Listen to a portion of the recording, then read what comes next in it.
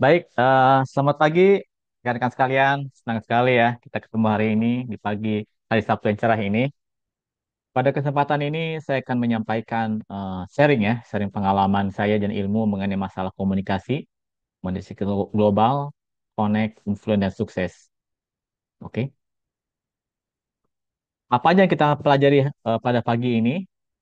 Kita pertama belajar tentang apa itu komunikasi, terus tahu juga komunikasi global, multikultur, maksudnya dengan berbagai bangsa ya, multinasional.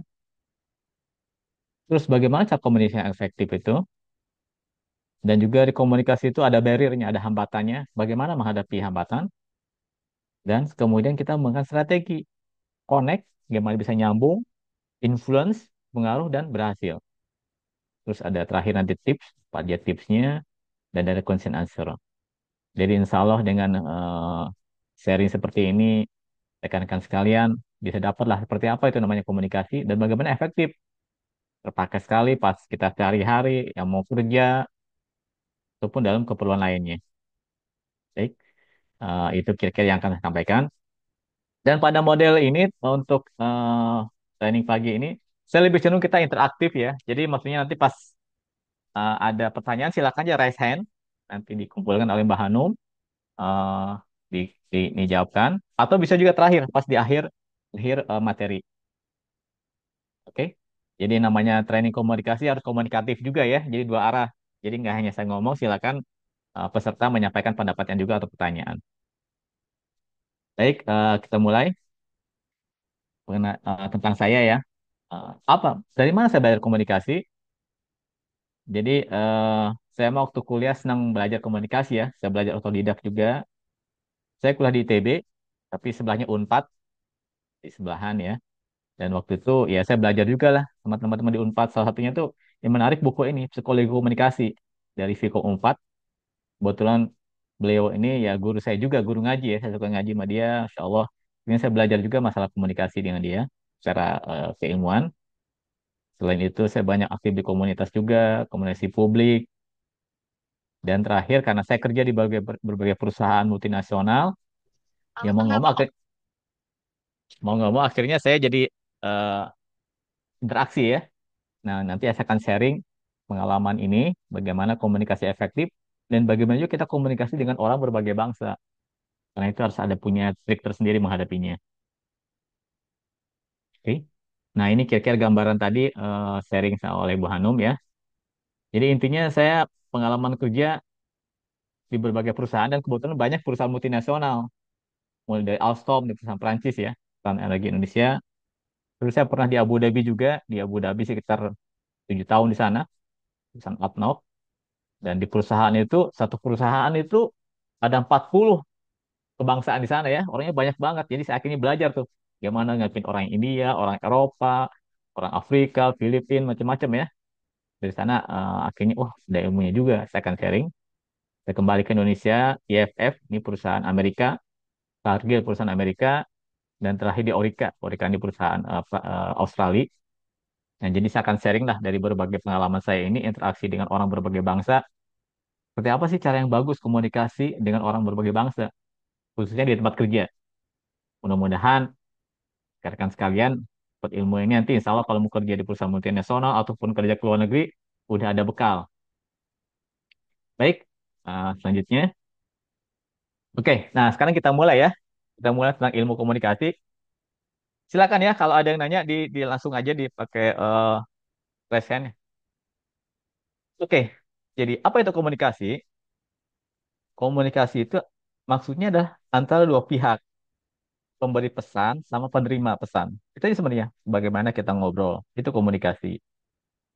Terus ada pesannya, apa yang kita sampaikan, apa yang kita bicarakan, dan nanti ada feedbacknya dari penerima itu.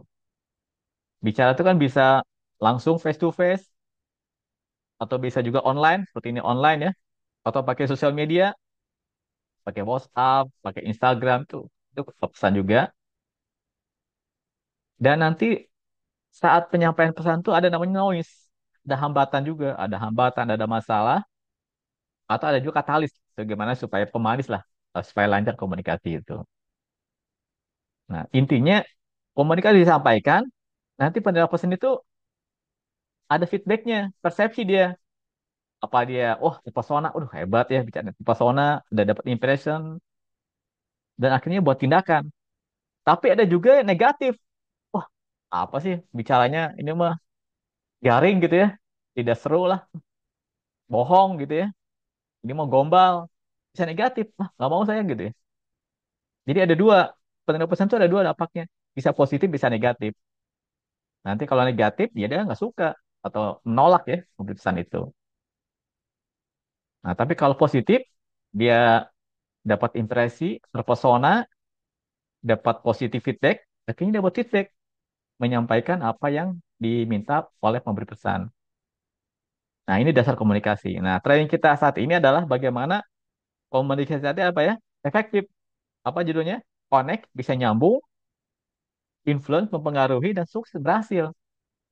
Jadi bagaimana caranya kita menyampaikan sesuatu bisa berhasil. Nah, itulah akan kita pelajari pada pagi ini. Insya Allah mudah-mudahan bermanfaat ya. Karena namanya komunikasi kan kegiatan kita sehari-hari kan. Kita selalu komunikasi dalam kehidupan kita dan kita pun pengen berhasil ya komunikasi kita. Oke ya, ini apa itu komunikasi? Oke, lanjut. Nah, nah ini agak ilmiah dikit ya. Jadi komunikasi itu jadi ada sender, pemberi komunikasi, ada message, ada pesannya, ada channelnya, mediumnya, alat sarananya, dan penerimanya. Oke, pembicaranya, message itu adalah apa yang disampaikan. Media ini salurannya kan bisa kayak sekarang kan, ini online bisa bicara ada face to face langsung, bisa juga dengan sosial media, dengan WA, Instagram, pakai telepon, pakai kode macam-macam ada. Itu caranya, channelnya yang dilakukan. Pesannya mungkin sama. Misalnya saya ingin eh, mengirim barang, itu pesannya kan. Channelnya apa? Nanti mungkin pakai WA, pakai apa kan? Ya sama kayak kita pesen pesan makanan pakai GoFood kan.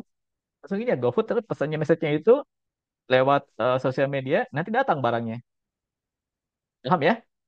Jadi ada pemberi pesan, sender, ada pesannya, ada medianya, ada penerimanya. Nah, tapi pada saat pesan disampaikan ini, ada namanya noise. Noise itu hambatan, gangguan. Jadi bisa jadi kan salah paham kan? Si A maksudnya ini, tapi si B nangkapnya beda. Bisa salah paham itu, pun ada gangguan. Atau noise sederhana gini lah. Kita saya lagi ngobrol gini, telepon, tiba-tiba sinyalnya putus, kan gangguan, nggak nyambung lagi, nggak nyampe lagi.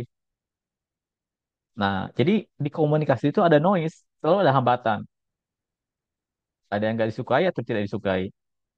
Yang sering masalah itu adalah kesalahpahaman. Si A maksudnya ini, tapi karena ada masalah lain, terimanya beda. Contohnya psikologis ya, si penerima pesan tuh lagi kesel, lagi marah, lagi apa gitu kan. Terus dia ngomong sesuatu.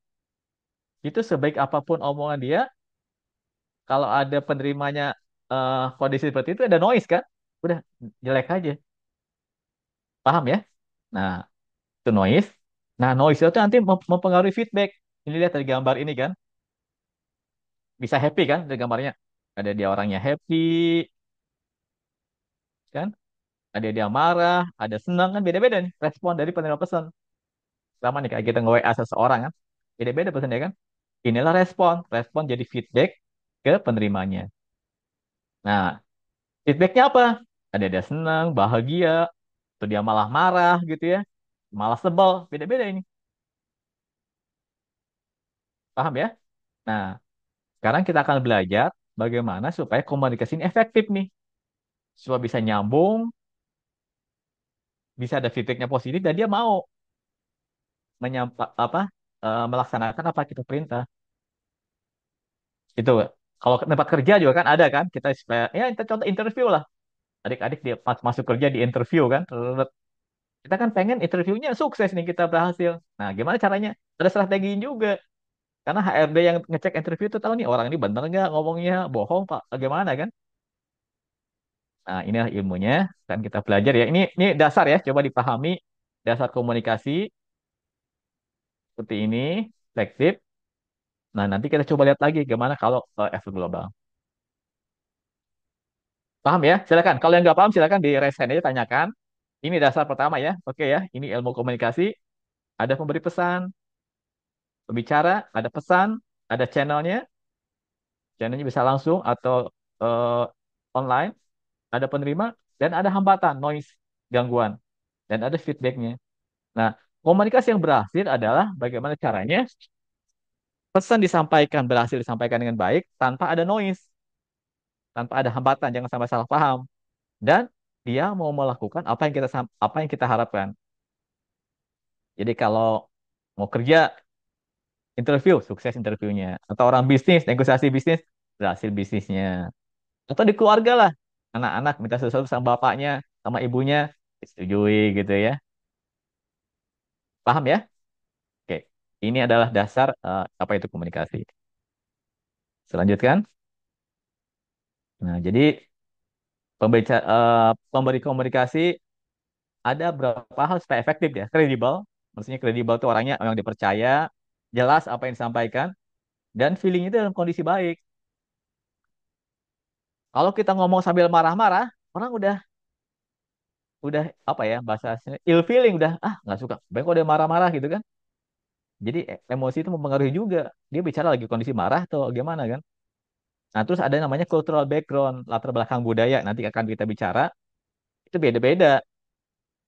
Orang Sunda yang ngomong, orang Jawa, Mas, kununun, sama orang Batak beda. Apa kamu? Kan beda itu cultural backgroundnya.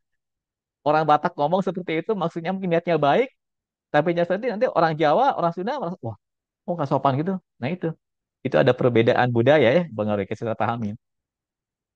Receivernya pun sama, gimana persepsinya. Jadi ini pengaruhi apa yang disampaikan oleh pembicara dengan komunikasi ini beda-beda, beda-beda penangkapan orang. Paham ya? Karena nggak semua yang apa kita sampaikan itu dia bisa nangkap dengan baik. Nah, justru sekarang kita belajar gimana caranya supaya efektif apa yang kita sampaikan dipahami dengan baik. Baik ya, paham ya? Oke, ini dasar sekali nih. Namanya. Nah, ini contoh ya. Seperti apa contoh komunikasi efektif? Tadi kan nyambung, connect, influence, dan berhasil. Ini saya ambil contoh tiga aja ya. Pertama, komunikasi personal. Ini anak muda lah, anak muda ya, senang ya. Anak muda yang jatuh cinta gitu ya. Dia menyat. Lo pesannya, cinta. Si A cinta sama si B ya. Waduh, saya cinta sama kamu gitu kan ya. Itu pesannya. Apa yang diharapkan? Si pemuda ini bilang gitu, ngasih bunga sama ceweknya gitu ya. Dengan harapan apa? Wah, saya senang kamu, supaya dia cinta sama saya juga gitu. Nah kan? Hasilnya apa? Ya sama-sama cinta, saling cinta. Kita buat janji, menikah udah gitu. Itu ujung akhirnya ya. Berhasilnya kayak gitu. Nah, apa noise-nya? Terus ada hambatan, ada cemburu, ada masalah dari berbagai proses itu. Nah, ini contoh komunikasi personal. Ini maaf ya, adik-adik masih muda mungkin banyak pengalaman juga nih. Sehari-hari ini gimana eh, kita nggak menyampaikan rasa cinta itu sesuatu yang nggak mudah disampaikan itu. Kalau kamu pergi, misalnya, saya cinta sama kamu, itu nggak mudah, itu kan kompleks sekali. Nah, karena itu harus efektif. Jadi ini ilmu ini penting juga ya, yang masih jomblo segala macam, pakai ilmunya insya Allah lah. Sukses setelah training ini dapat jodoh ya, insya Allah. Oke, itu adalah komunikasi personal. Jadi gimana sukses? Ya itu tadi, harus efektif komunikasi disampaikannya setelah cinta. Oke, ini yang pertama. Yang kedua adalah komunikasi publik. Ini publik nih kayak orang pidato, orang orasi gitu ya. Menyampaikan sesuatu kan, orang orasi itu kan konsep ya. Konsepnya menyampaikan apa gitu ya. Menyampaikan pendapatnya, ada ide, wah harus kemana gitu ya. Harapan dia apa? Harapannya itu kan ada feedback, ada eh, apa ya? Orang pergerakan, mau asli bersama. Maaf ya, contohnya kayak orang mau demo, mau apa segala macam. Itu kan hanya satu dua orang kan. Wah, dia menyampaikan sesuatu pidato ataupun pakai WhatsApp, pakai apa pesan atau pakai video, terus akhirnya orang tergerak, ada feedback, oh bener nih, Akhirnya ada yang demo, ada aksi ya. Atau ada juga program, mungkin program-program masyarakat ya dari pemerintah, penyuluhan dari polisi atau dari mana ya. Itu ada intinya apa supaya berhasil. Orang mau melakukan apa yang disampaikannya. Oke. Nah, tapi tetap ada noise-nya. Komunikasi publik ada noise-nya. Ada orang curiga, wah ini bener nggak nih ya? Contohnya kayak orang kampanye lah, mau pemilu kan kampanye. Orang kayak bilang, bener nggak nih omongan dia? Kan kampanye itu orang supaya dipilih dia. Ini saya kampanye nanti kalau pas pemilu pilih saya gitu kan. Itu keinginan dia. Tapi orang nggak penerima, ini bener nggak dia gitu ya? Atau hanya omongan doang atau apa gitu kan? Itu noise-nya.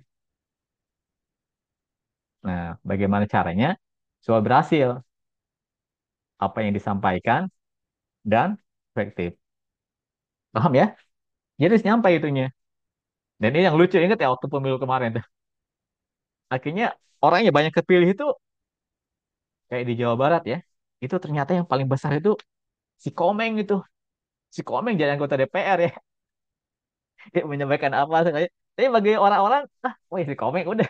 Dari sini Komeng udah kepilih si Komeng akhirnya. Nah itu contoh komunikasi ya. Komeng ini akhirnya bisa gitu. Nah itu satu hal yang kayak, wah apa? Ya pasti dia punya ilmu juga, ada strateginya itu. Karena ada juga orang udah berapi-api ngomong, malah nggak terpilih. Paham ya? Itu adalah contoh komunikasi yang kedua, gimana efektif. Nah, yang ketiga adalah komunikasi bisnis. Ya, ini kayak bisnis ya gambar ini ya. Kita kan ada nego segala macam, ada peluang bisnis, tempat kerja gitu ya. Model segala macamnya apa. Termasuk dengan orang luar, luar negeri juga, feedbacknya apa? Ada negosiasi. Saya mau ada ini program jual barang apa segala macam, negosiasi. Ada kesepakatan, goal lah. Udah, jadi bisnis. Tapi ada noise-nya juga. Mungkin ada yang licik, ada yang curang gitu ya, bisnis segala macam. Itu mengganggu bisnis tadi itu. Paham ya? Nah, dari berbagai komunikasi ini, gimana caranya noise-nya kita hilangkan, kita hindari, dan hasilnya, feedback-nya positif. Orang yang mau melamar pujaan hatinya, jatuh cinta, dia mau gitu ya. Akhirnya saling cinta, ya. Orang komunikasi publik yang pidato, yang orasi, orang mau menggerakkan aksinya, sukses. Yang komunikasi bisnis juga sama kan? Dia bicara bisnis, peluang bisnis, sampaikan negosiasi, sukses, udah. Akhirnya dia sukses bisnisnya. Paham ya? Nah, ini contoh-contoh komunikasi efektif. eh, Harus kita pahami ilmunya. Oke, selanjutnya silakan kalau ada mau nanya di kolom chat aja sampaikan ya sambil saya diskusi ini. Oke.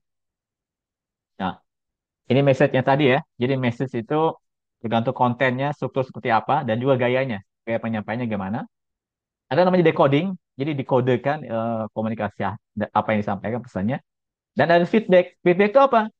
Ada yang understand, paham, ada interaksi feedback, atau ada mungkin kita negosiasi adjustment. Oke, maksudnya gini, tapi gimana gitu. Nah, itu ada timbal balik di feedbacknya. Nah, oke. Oke, lanjut lagi. Lihat gambar ini ya. Ini gambar sama ini ada komunikasi ibu dan anak. Terus ini ada komunikasi juga, bayang coba. Orang sama macan gimana caranya ya? Ini contoh komunikasi nih. Dan ini bisa ya. Ini kalau gambar macan sama orang di data ini di Thailand. Jadi intinya komunikasi itu harus melibatkan juga faktor psikologi. Ada ketulusan ya untuk mengolah persepsi dan feedback dari pihak penerima. Sehingga ada rasa percaya diri dan integritas percaya. Contoh ini lah, ibu sama anak. Seorang ibu kan tulus sekali kan. Ya sini anaknya, Masya Allah. Ibu kan nggak ada ini aja jelek sama anaknya kan. Tulus. Anak pun melihatnya, aduh Masya Allah, tenang kan.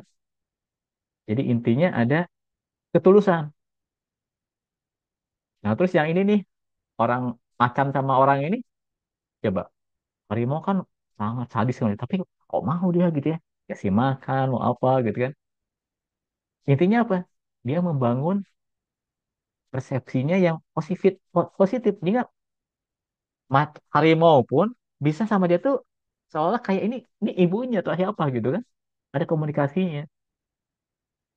Nah, jadi intinya komunikasi harus tulus, kelas ya, dan ada jati dirinya. Benar ya? Nih benar jati diri. Coba kalau orang ragu-ragu nih, ngasih makan harimau, udah dimakan, dia habis duluan kan? Tapi dia percaya diri, dia tulus, ilmunya, komunikasinya pun pas, insya Allah nyampe. Oke. Nah, ini contoh komunikasi yang sangat canggih ya. Jadi kalau udah ada yang bisa ngasih makan harimau ini, wah udah canggih tuh ilmunya. Tapi insya Allah lah, kalau kita ketemu sama ibu ya, pengalaman ibu ataupun udah punya anak segala macam, kita tahu tuh, itu terus komunikasi yang bagus. Baik, saya lanjutkan. Jadi pertama konteksnya tadi ya, konteksnya gimana, ada physical, sosial, cultural, tetap ada juga latar belakang budaya, sama konteks psikologi juga. Konteks itu isinya. Nah, nanti ada tentang budaya, nanti saya akan lebih lanjut ya, nanti di masalah yang global. Budaya itu mempengaruhi juga ternyata. Ya, oke. Nah, terus kita lihat lingkup komunikasi. Jadi kalau kita pengalaman kita sehari-hari lah, kita kan komunikasi internal dulu nih dengan keluarga, dengan tetangga, teman lain itu yang komunikasi kita kecil-kecil waktu kecil ya, internal di sana dengan teman-teman waktu sekolah, waktu kuliah, oke, udah biasa kita. Terus udah itu mungkin udah lulus sekolah, kita kerjalah ke Jakarta, kemana ya, kita ketemu orang berbagai suku, orang Batak, orang Jawa, orang Padang, orang orang Makassar segala macam, kan beda-beda karakter mereka itu. Kita komunikasi lain lagi. Kayak saya kan di Bandung kan, saya di Bandung ya. Kerja ke Jakarta kan ketemu tuh. Ada orang Madura kayak ini kelakuannya, orang Batak, orang beda-beda kan. Kita harus menyesuaikan juga. Oke. Nah, terus udah itu dengan bangsa Asia, kita misalnya pindah kerja lah ke Singapura, ke Hong Kong, kemana ya. Nanti ketemu lah orang Malaysia, Singapura, orang India, orang Jepang, Pakistan, macam-macam. Itu beda lagi deh. Nah, cara kita selain lagi nih kalau udah ngobrol sama orang yang nggak bisa, kayak saya di Bandung dengan punten badai ke mana gitu ya. Temu sama orang India, ya beda lagi caranya. Oke. Nah, terus sampai akhirnya sampai mungkin komunikasi lebih besar. Kita ketemu orang Italia, orang Prancis sama termasuk orang Yahudi ya. Pernah ketemu orang Yahudi tuh. Sama kelakuannya kayak gitu kan. Prancis beda-beda kan. Nah, cara kita beda lagi nih. Jadi kalau udah lingkup komunikasi tambah besar, caranya harus berubah. Jadi nggak bisa kita pakai cara kita ngobrol sama teman dengan pas ngobrol sama orang lain. Misalnya saya orang Bandung ya. Di Bandung kayak gini. Temu sama orang, misalnya orang Prancis gitu ya. Ya beda, nggak bisa. Harus ganti, stylenya harus ganti. Nah, itu yang penting ya. Kita harus menyesuaikan. Nah, ini pengalaman saya dulu. Jadi saya kan lahir di Bukit Tinggi ya, di Sumatera Barat, terus besar di Bandung, di Jakarta, di mana-mana. Jadi pertama kita komunikasinya ini dulu nih. Kita belajar komunikasi dengan orang di daerah kita, beda-beda ya, ya terlatih gitu. Nah, terus akhirnya ini antar bangsa.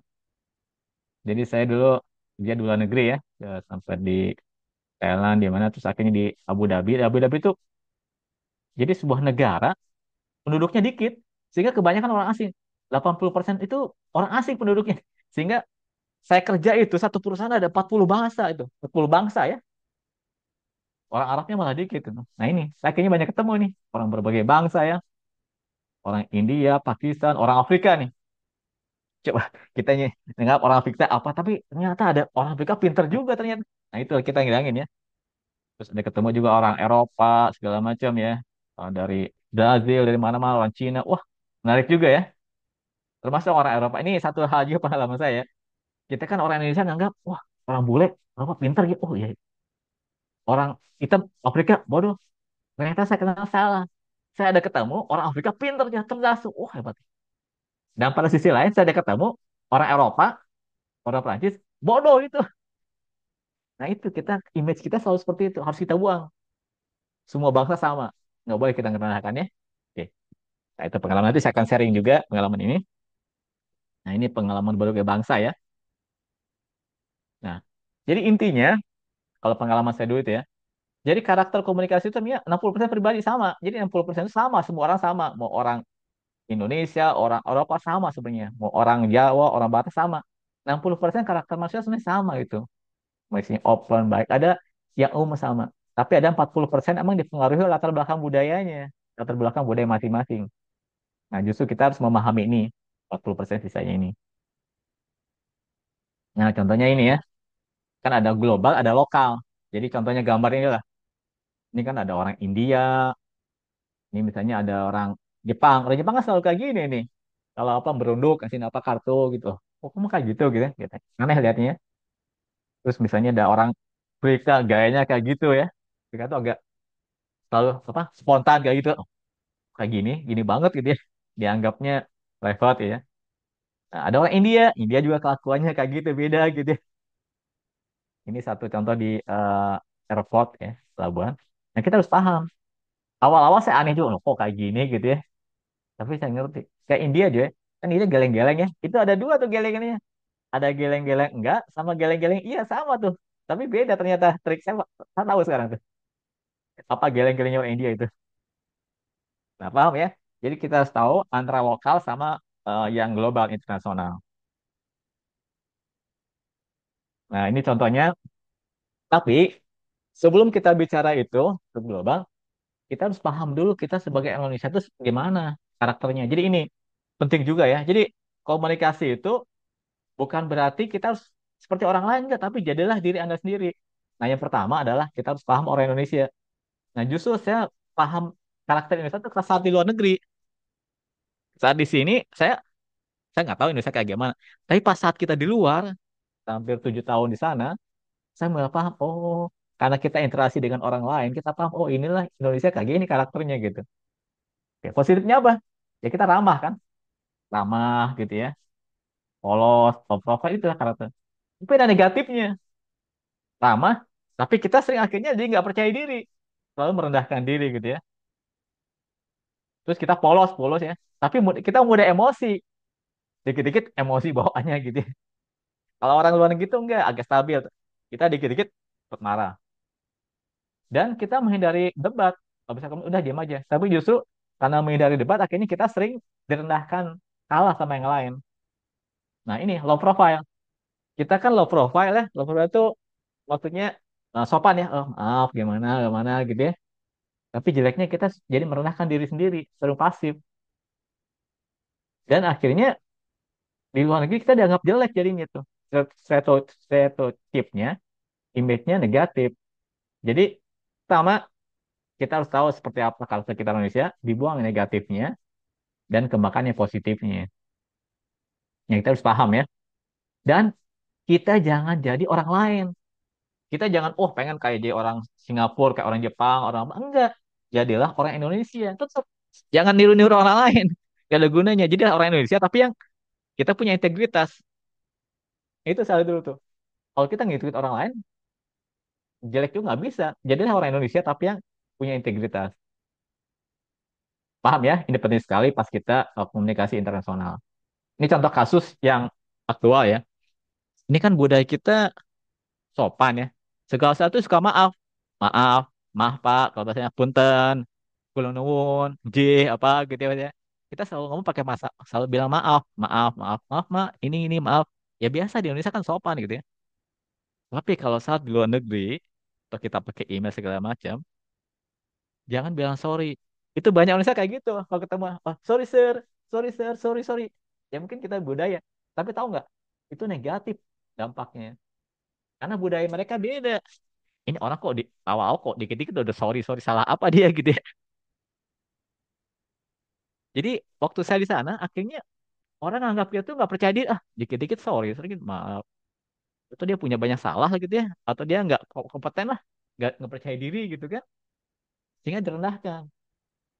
Nah itu saya pengalaman saya waktu di sana itu dulu waktu di Abu Dhabi kan banyak kan orang lain ya, orang India orang apa ya, sorry mereka mikir ini orang Indonesia suka ngomong sorry, ah dia nggak percaya ini nggak, maksudnya nggak punya kemampuan lah, emang rendah dia gitu kan. Nah, setelah itu saya belajar, udah saya nggak bilang sorry lagi. Oke ya, ini penting ya. Kalau bicara lagi, kirain kata sorry. Udah, kita sampai aja. Tapi bukan kita sombong. Nah, itu sangat kontraproduktif.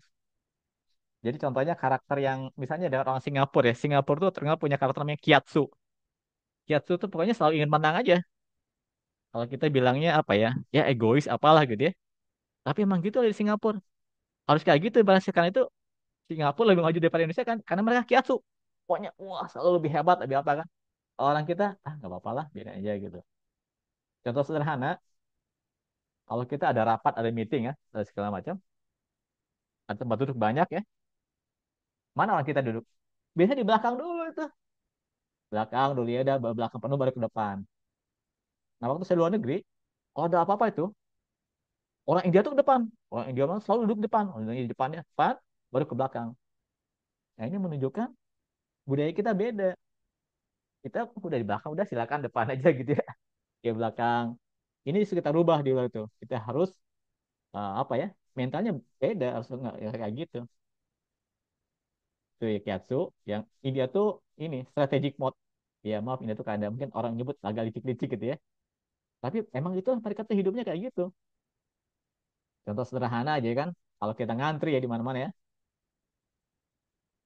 orang India tuh salah satu yang gak mau ngantri tuh, coba masuk ke depan, oh pokoknya ya ini lah ya. Terus saya ngobrol kenapa? Ya emang di negaranya hidupnya susah tuh pokoknya, jadi mereka harus kayak gitu tuh. Tapi kita harus paham, jangan marah, oh kayak gitu karakternya orang India. Nah kalau orang Barat ya dia standar ya, tapi itu karena kita selalu kayak gitu ya, kita merunduk, maaf, akhirnya direndahin. Jadi waktu saya dulu di Abu Dhabi itu kan ketemu sama orang Batak. Kan kita selalu nih kalau di Bandung Sunda salaman. Oh ya, sir, oke sir, apa gitu ya bilang gitu kita salaman sambil berunduk biasa. Saya di Bandung, oh punten, maaf apa ya. Tapi waktu di sana akhirnya ada atasan saya eh, orang orang ini orang Jerman dia bilang, Hendra, kenapa ngomong kayak gitu? Saya ngobrol.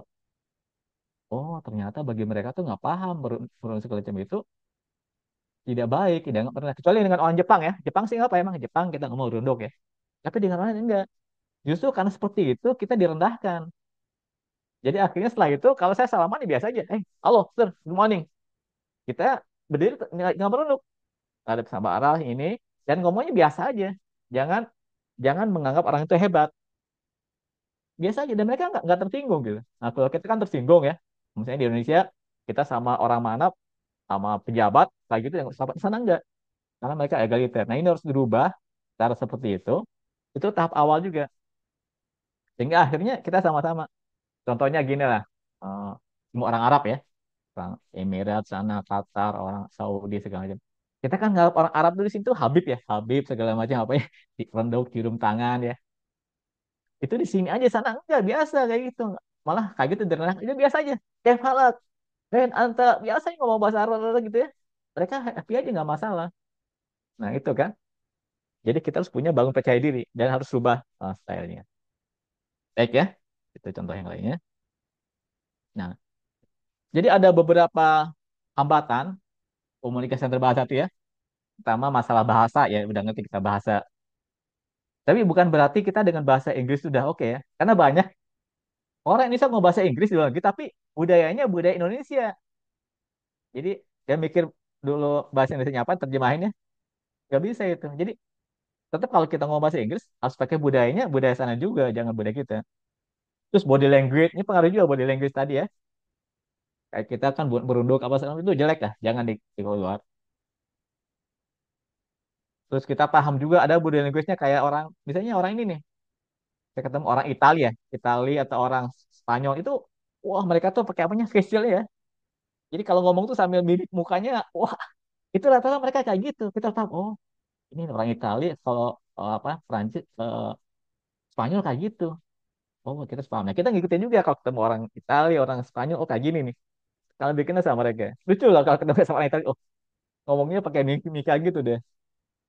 Terus konteksnya, nah biasanya emang nanti dijelasin juga ya.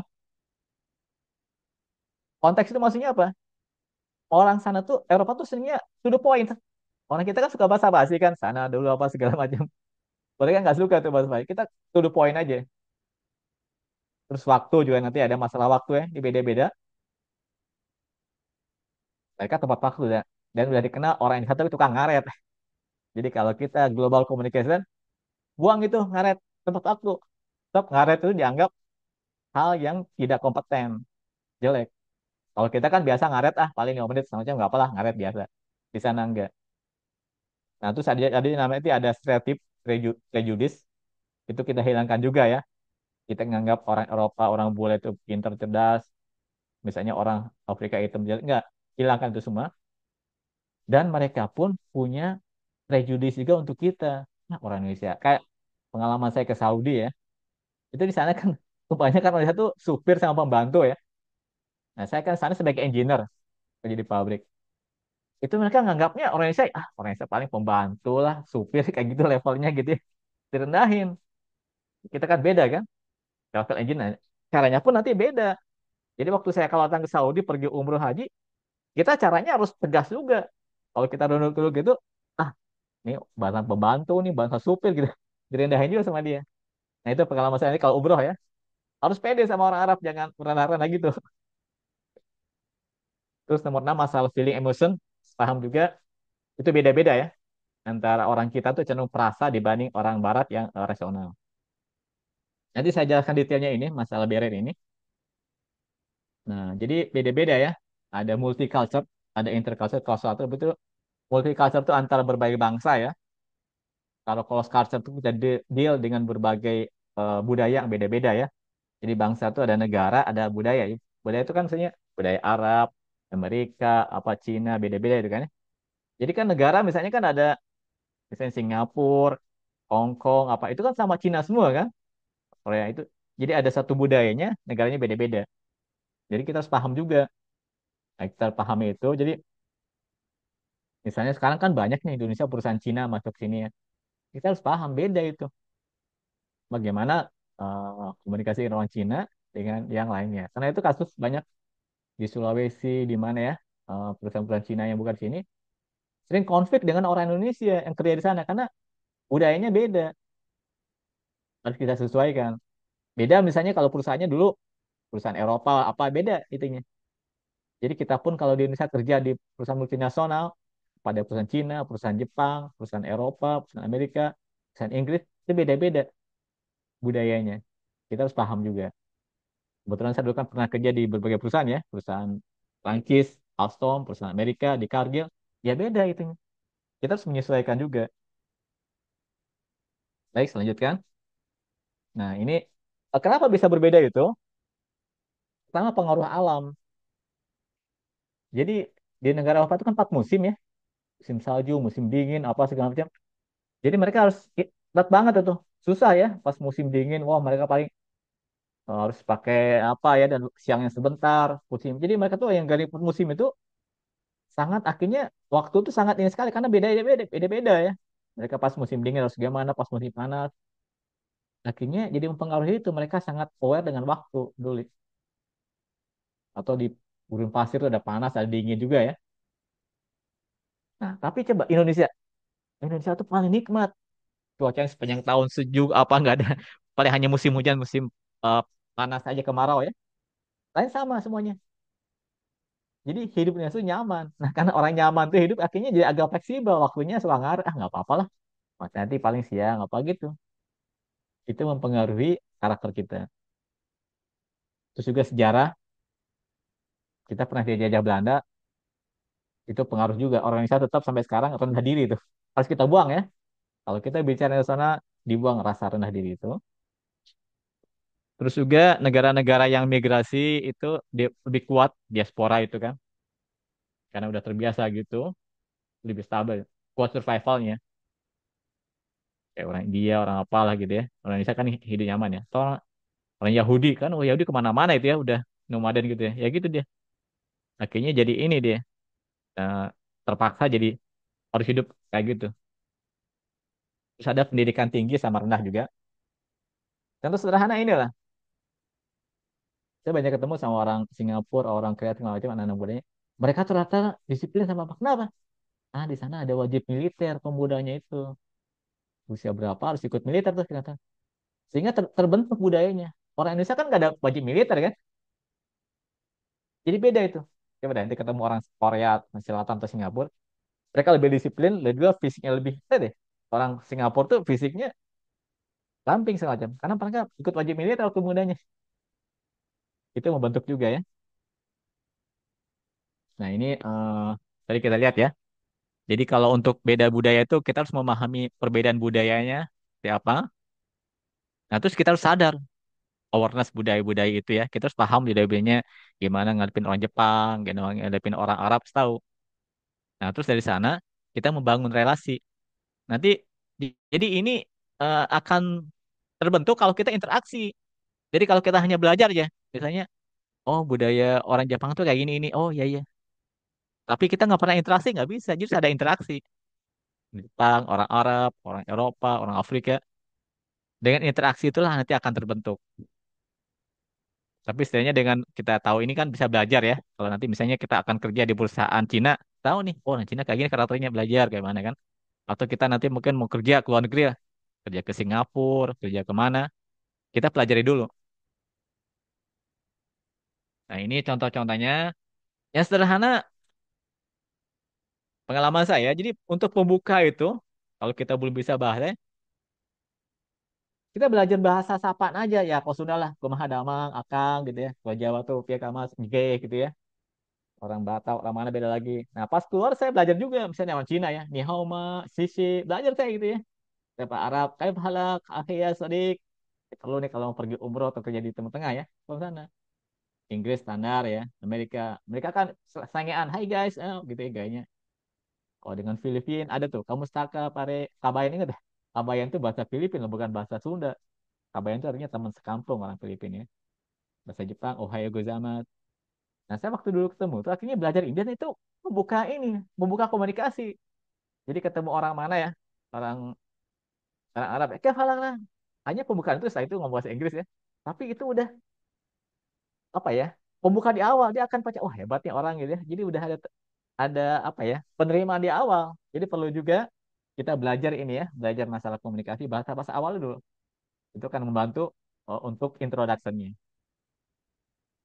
Nah, dengan Prancis, Prancis gitu, bonjour. Prancis tuh bawaannya gitu emang apa ya tinggi dan emang tapi Prancis tuh proud ya. Oh, pakai apa ya? Stylenya tuh style lah kalau Prancis bawahnya. Saya ketemu dulu custom gitu. Bonjour apa gitu ya.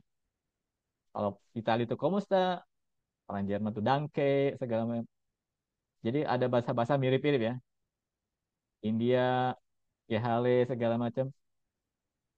Nah ini saya akhirnya dulu jadi karena tahu jadi akhirnya bisa ini. Oh gini. Jadi kalau ketemu orang ini gayanya kayak gini, orang gini gayanya gimana? Beda.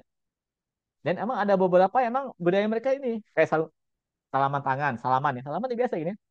Tapi kalau Arab tuh saling pelukan apa gitu. Malah ada yang aneh itu.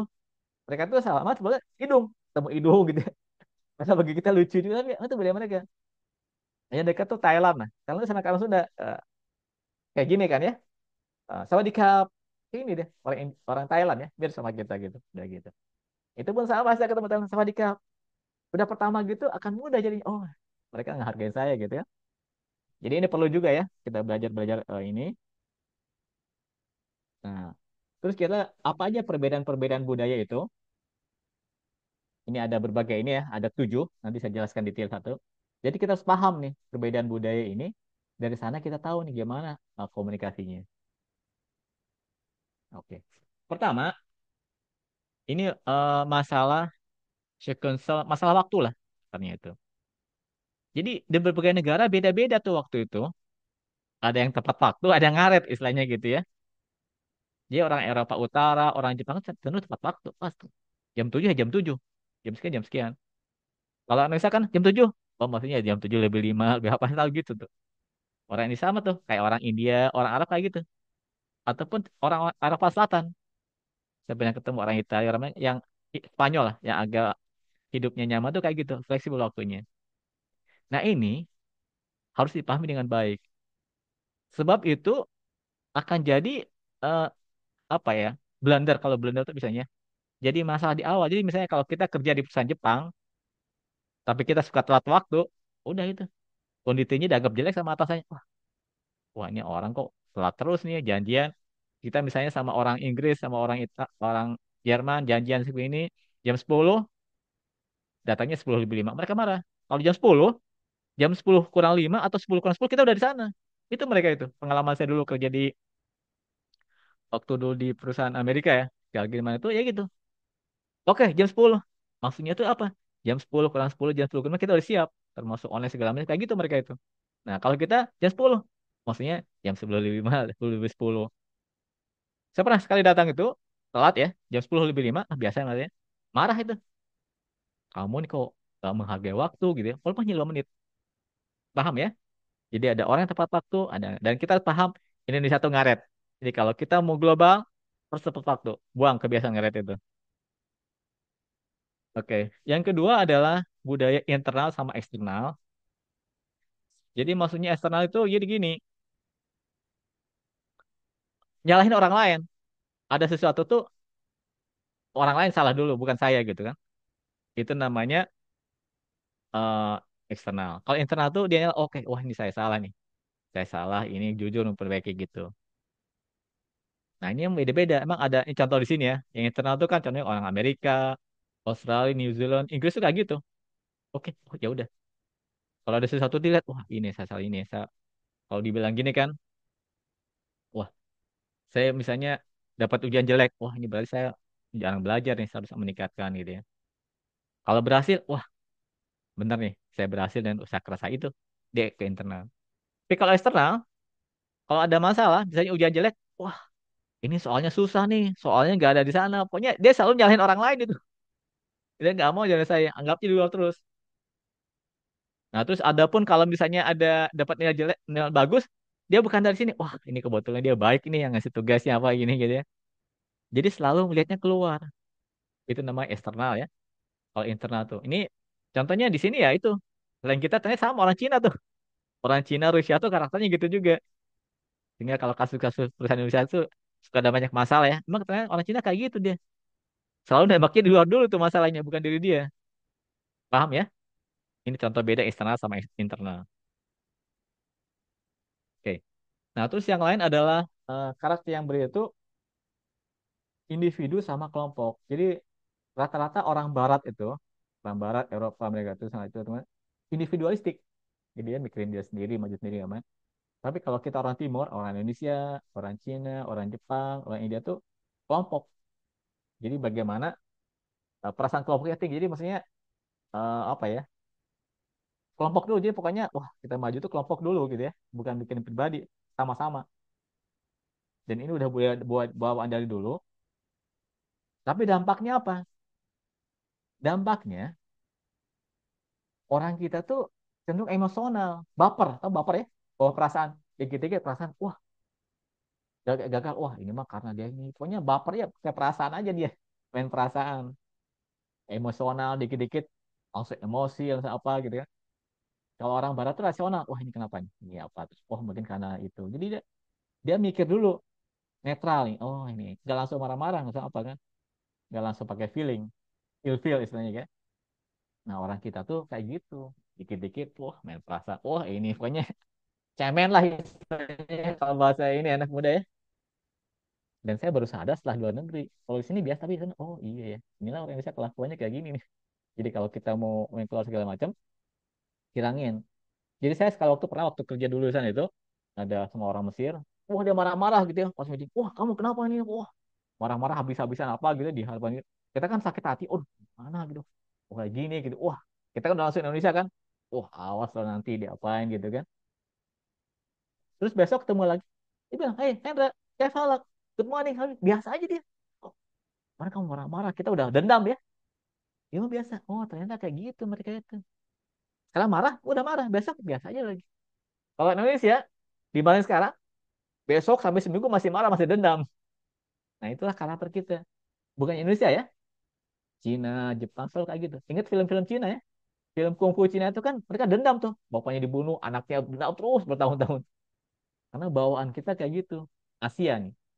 Baper bawaannya itu. Emosional. Nah jadi kalau mau keluar, kita hati-hati lah. Hilangkan baper itu. Kita harus rasional mainnya ya. Kalau ada apa, oke. Jangan jangan gampang marah, gampang emosi. Paham ya? Oke. Nah terus yang lain, ini namanya high context sama low context. High context itu maksudnya berbelit-belit, basa-basi gitu. Sesuatu tuh, wah ini dulu, wah kesana. Ya mana biasa Indonesia kayak gitu kan. Jadi kalau bahasa apa ya, ya kayak di Sumatera kan ada gini kan, ada pepatahnya, ada gini. Kalau bahasa Jawa, undak usuknya, melepah gedang. Pokoknya di Jawa pun ada ya. Kita sesuatu tuh nggak langsung ngomong, tapi kemana dulu gitu ya. Itu budaya kita. Dan bukan Indonesia, Asia kayak rata kayak gitu. Orang Cina, orang. Jadi kita nggak bisa langsung mau orang India apa ya, pakai ini dulu loh. Intro dulu.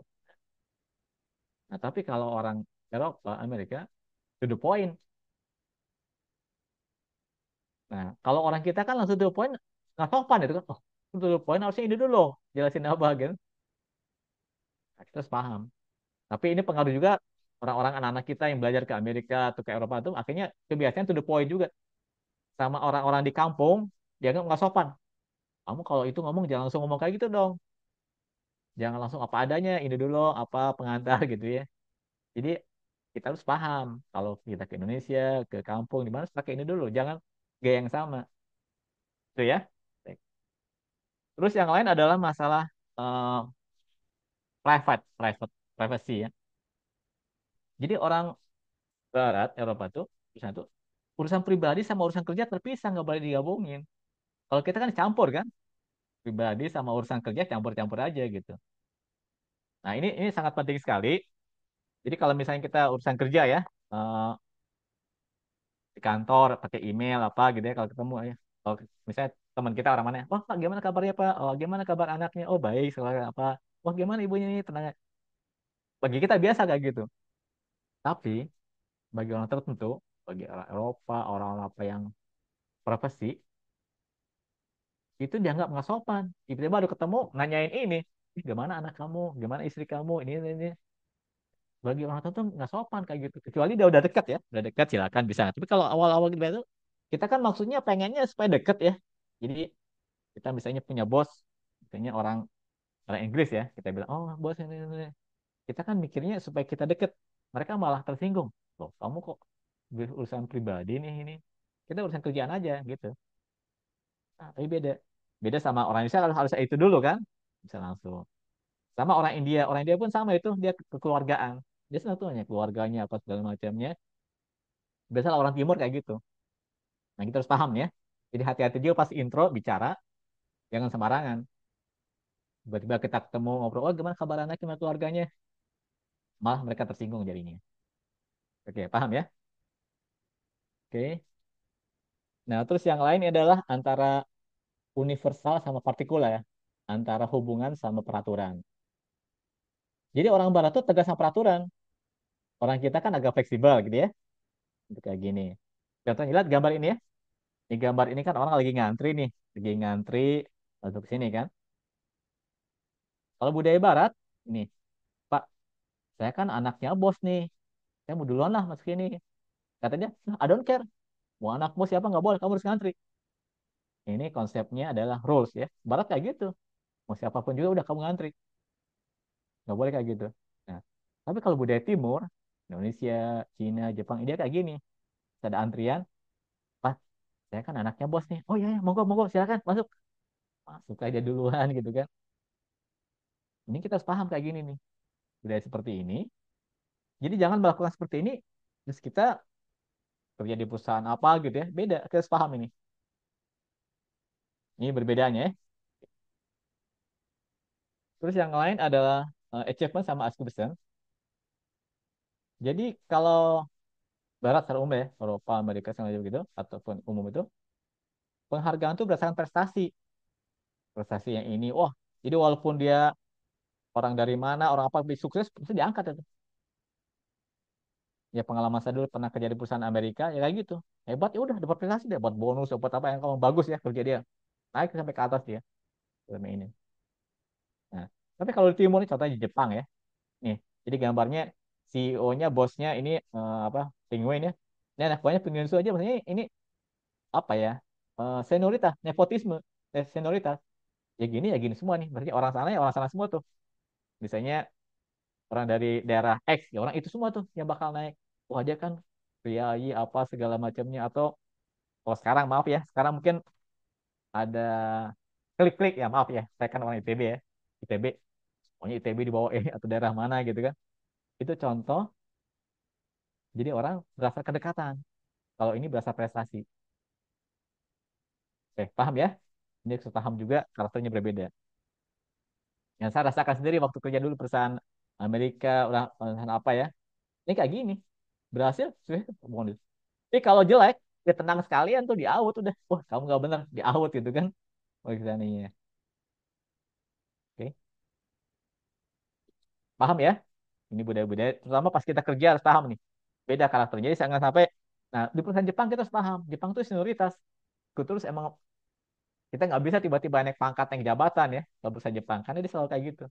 Kalau mau kayak gitu, pindah perusahaan Amerika. Untuk saya kan udah kerja di berbagai perusahaan ya, 6 perusahaan ya, pindah-pindah itu bisa naik. Kalau saya tetap di sana nggak akan bisa, karena sistemnya senioritas.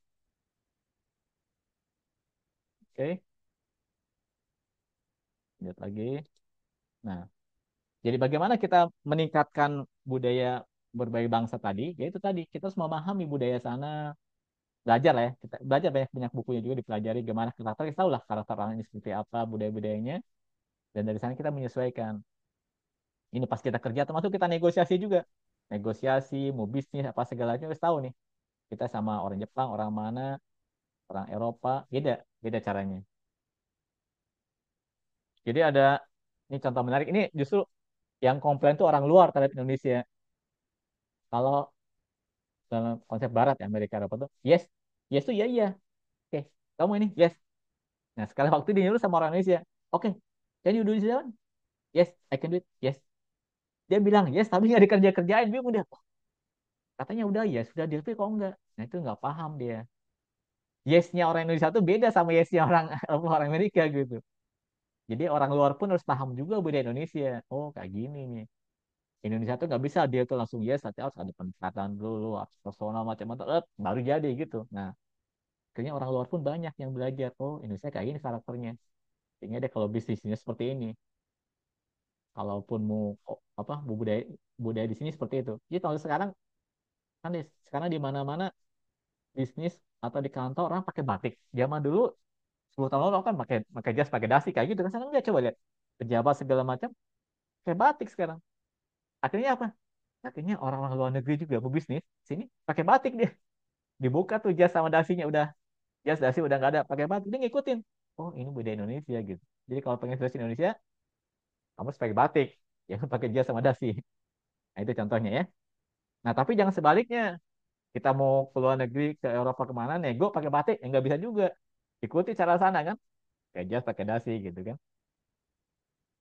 Ya contohnya waktu saya di Abu Dhabi ya, itu orang Arab, orang Emirat itu, bos-bos itu ya itu pakai jubah, pakai sorban segala macam gitu.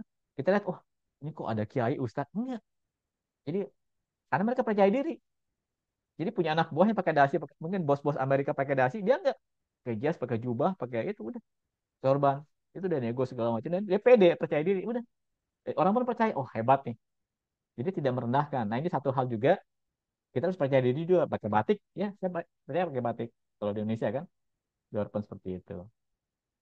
Jadi bayangin coba, terus saya di Abu Dhabi di Dubai itu kan, kita lihat, wah, ya orang kok pakai jubah, sorban lah, mungkin dari pesantren kiai. Tapi bawaannya mobil, mobil Porsche, mobil mewah, semua segala macam, kan keren juga tuh kan. Wah hebat juga nih. Dia ingin menunjukkan percaya diri nih. Saya orang Arab, orang Emirat, Abu Dhabi, saya kaya juga, hebat juga. Jadi saya nggak perlu ikut-ikutan, pakai jas, pakai dasi. Saya nunjukin diri saya sendiri. Nah itu contohnya ya. Orang pun akan percaya. Nah, respect. Oke. Nah itu masalah antar budaya. Sekarang kita lihat strateginya gimana. Udah tahu itu semua ya. Oke. Nah, jadi setelah kita tahu budaya, kita kembali masalah komunikasi. Komunikasi yang berhasil itu gimana? Kita harus jelas tujuannya. Kayak gini nih, kita nge-WA sama ini. Jelas nih, apa tujuannya, terus buat metodenya seperti apa. Dan supaya feedbacknya ini, kita tahu caranya. Ada kode, ada medianya, ada strateginya. Tadi kan kita udah paham ya, karakter berbagai bangsa, berbudaya. Nah, sekarang gitu, oh kalau gitu gimana caranya? Jadi, kita harus pakai strategi juga komunikasi, nggak bisa apa adanya. Nah, saya akan jelaskan ini, apa komunikasi efektif seperti apa. Pertama, komunikasi itu ada barrier, ada hambatannya. Ada skill sama style. Kalau kita nggak baik atau lemah ya, udah hilang kepercayaan. Ah, ya mah cemen lah, udah nggak percaya lah ya. Like apa? Jadi kalau orang percaya pertama udah nggak percaya, susah komunikasinya. Kita harus ngebangun orang terus percaya sama kita. Terus ada juga social distance ya, masalah perbedaan budaya apa segala macam. Kita harus jelaskan itu. Ada juga disengagement. Engagement itu nggak nyambung. Dia ngomong apa, ini apa, nggak nyambung aja. Nah, jadi salah satu poin komunikasi itu kita harus mau dengar tuh omong. Jadi orang orang maksudnya apa, jadi jangan ngomong doang. Harus tahu juga feedbacknya apa gitu. Jadi harus ada list. Jadi komunikasi yang bagus itu harus dimulai juga dengan cara bicara yang bagus juga. Paham ya? Mendengar, sorry, mendengar. Orang yang bagus komunikasi harus bisa mendengar. Jangan ngomong doang, tapi kita maksudnya apa kan? Terus juga ada struktur, ada apa kata-katanya diatur segala macamnya. Terus jangan terlalu overload juga. Ngomong terus ya. Kalau kebanyakan jelek juga. Harusnya ngomong, kita minta feedback. Lalu saya training ini pun saya pengennya minta saya training ya. Silakan peserta menyampaikan pendapatnya ya supaya ada timbul dua arah komunikasinya. Terus like of personality tadi tetap harus ada personality, kita harus percaya diri. Komunikasi bagus tuh harus percaya diri. Kalau orang udah nggak percaya diri, kita pun nggak mau dengerin omongannya kan. Oke. Nah ini bagaimana kita menghadapi hambatan tadi. Jadi kita harus jelas apa yang mau kita sampaikan. Harus clear ya, jelas itunya. Terus waktunya cepat juga. Nah ini timing harus penting juga. Nih terutama yang kerja dengan bos ya. Kalau ngomong dengan bos tuh pas timingnya harus pas juga. Kapan, apa, ya, jelas juga itu. Jangan pas saat lagi udah misalnya udah mau pulang, udah jam berapa loh ini. Jadi pengalaman saya, waktu di kantor yang nggak bagus itu apa? Senin pagi sama Jumat sore itu. Senin pagi orang baru masuk, Jumat sore udah mau pulang. Jangan komunikasi dua tempat itu. Orang udah nggak konsentrasi itu. Nah, terus gunakan bahasa yang sesuai dengan pendengar kita, dan to the point. Nah, ini nih kita belajar namanya ABC ya. Akurat, brief, clear. Akurat, tepat, brief, ringkas, dan jelas. Itu yang kejelekan orang Indonesia, kita nggak bisa bicara gitu. Kita selalu bertele-tele sana kemari. Wah, to the point ya. ABC. Akurat, brief, clear. Akurat, tepat, jelas, dan ringkas. Kan mudah. Terus harus kita pahami juga dia ngerti nggak. Jadi selalu kita ngomong tuh dia nangkep, dia paham nggak apa yang ini kan. Terus kita harus dengar sebelum bicara dia maksudnya apa nih keinginan dia. Oke. Terus satu lagi ini penting juga. Nah pengalaman saya di budaya luar negeri itu kita nggak sopan orang lagi ngomong dipotong. Kalau kita kan ngomong, gini loh ini nih. Tapi bagi konsep luar negeri atau internasional, memotong orang lagi ngomong itu nggak sopan. Ingat ya, itu penting sekali itu. Nah, ini detail tadi ya udah ya. Eh, purpose-nya apa, memahami audiensnya dengan siapa kita bicara. Gunakan juga cara yang tepat seperti apa. Apakah face to face, atau pakai email, atau pakai apa ya, di chat chat dulu. Jadi ada beberapa orang bos tuh gitu. Jadi dia nggak langsung telepon, chat dulu Pak. Boleh saya bicara? Oke boleh. Nah baru ngobrol gitu. Jadi sekarang pun sama ya, zaman sekarang nggak selalu sopan orang langsung telepon. Biasanya di WA dulu Pak. Ada waktu Pak saya bicara. Oke ada, bisa. Nah itu. Kita harus paham juga seperti itu ya. Terus ada open communication, dan juga ini ya, influence itu asertif. Nanti saya jelaskan apa itu asertif. Jadi jangan maksa juga. Komunikasi memaksa kamu harus gitu-gitu, itu biasanya nggak efektif. Itulah yang jadi bos ya. Mungkin anak buah mau dipaksa tapi nggak efektif tuh. Jadi memaksa pun sebenarnya nggak baik gitu. Nah, apa yang komunikasi efektif itu? Jadi kita jelaskan apa nih tujuan komunikasi kita. Jelas kita mau menyampaikan apa nih? Apa masalah bisnis, masalah sosial, atau hanya bercanda, atau apa gitu jelas nih. Terus kita tahu audiensnya siapa, apakah teman kita, apakah bos kita, teman kantor, apakah saudara jauh, atau siapa harus jelas nih. Jadi kita komunikasi itu harus sesuai dengan audiennya. Kalau hadis Nabi kan ada ya, Nabi Muhammad itu berbicaralah sesuai bahasa kaumnya. Jadi kita bicara itu disesuaikan dengan audiensnya, jangan disamain. Tadi kan jelas ya, kita punya teman teman kita teman dekat karib kita, ada tetangga, ada keluarga, ada teman kerja, teman main, ada orang lain, ada pejabat segala macam. Kan beda-beda bahasanya. Nah, ini kita sesuaikan dengan siapa kita bicara, eh, disesuaikan gayanya. Terus modenya bisa apakah face to face, apa telepon, atau pakai email, pakai WA, ya apa itu beda-beda.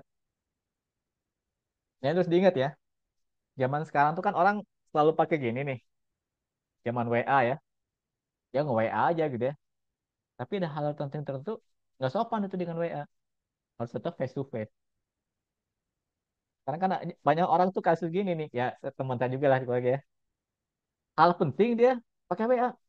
Mahendra cepat ini dong, cepat kesini nih di WA dia. Loh, orang kan nggak selalu baca WA kan, nggak disakuin atau apa. Jadi kalau penting telepon, jangan di WA. Ya dia kan WA kan dibaca. Terus waktu itu bilang, Mahendra kok nggak dibaca sih? Wah, saya kan lagi pergi di jalan nggak bisa buka handphone. Nah kita harus paham juga mode yang kita pakai apa gitu. Untuk yang personal harus face to face. Jadi ketemu sama siapa atau deal bisnis harus face to face, ini sopan ya. Face to face kan kelihatan apa gimana ya. Atau kalau nggak mungkin pakai apa voice call segala macam itu akan lebih sopan. Bicaranya pun lebih apa personal gitu ya. Kita harus tahu juga. Dan face to face langsung sama online beda lagi karena sekarang online tuh kan canggih tuh. Ada filter ya. Orang tuh bisa jadi kelihatan lebih cakep, lebih ganteng ya. Karena ada pasang filter. Dia pasang filter. Wah, kok cantik banget ya. Pas ketemu kok beda. Kok dia pakai filter tuh di sininya, di voice call-nya. Paham ya? Jadi mode pun dilihat kan. Terus kontennya jelas. Jadi to the point, apa yang mau kita sampaikan harus jelas. Apa ininya, tujuannya kita apa nih bicara ini? Mau bisnis, mau apa, pribadi, segala macam jelas. Jadi jangan campur-campur. Harus jelas, surveinya itu kita sampaikan. Dan yang kelima adalah feedbacknya. Jadi komunikasi itu kita bukan hanya menyampaikan sesuatu disampaikan ya, tapi kita tahu feedbacknya gimana. Kayak tadi kan, Pak, tolong kirimkan besok 10 ton misalnya material ini besi ke sini. Tapi kita nanya feedback, Bapak ngerti nggak? Maksudnya 10, 10 ton, ton apa, besi apa? Kan nggak jelas kan? Kirim kemana? Terus ada feedback lagi. Jadi komunikasi yang baik itu, kita tanya, Bapak ngerti Pak ini? Artinya apa gitu ya kalau kerjaan? Atau kita nyuruh sesuatu harus jelas, ada feedbacknya. Dia paham nggak? Jangan sampai salah paham. Gitu ya? Nah ini kita training komunikasi juga nih. Harus efektif juga. Jadi karena itu saya selalu minta peserta tanya apa segala macam, paham nggak nih apa yang disampaikan oleh saya? Karena satu feedback juga. Kalau sampai saya 2 jam ngomong aja tapi nggak paham, wah itu rugi juga kan, sayang kan? Oke, karena itu penting feedback. Nah, terus yang penting juga ini ya, di komunikasi itu, understand and flag your communication. Maaf, bahasa Inggris yang apa ya? Jadi, budaya komunikasi itu harus sesuai sama kita. Jadi, maksudnya, jadilah diri kita sendiri yang disesuaikan. Maksudnya fleksibel ya.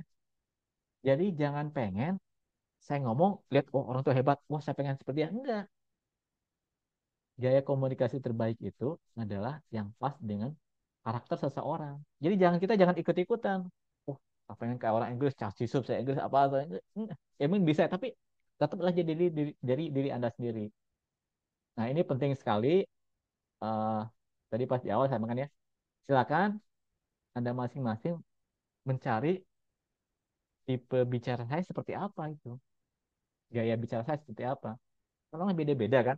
Ada yang suka banyak ngomong, ada yang orang pendiam, ada yang orang suka bercanda, ada yang serius, ada yang apa gitu ya.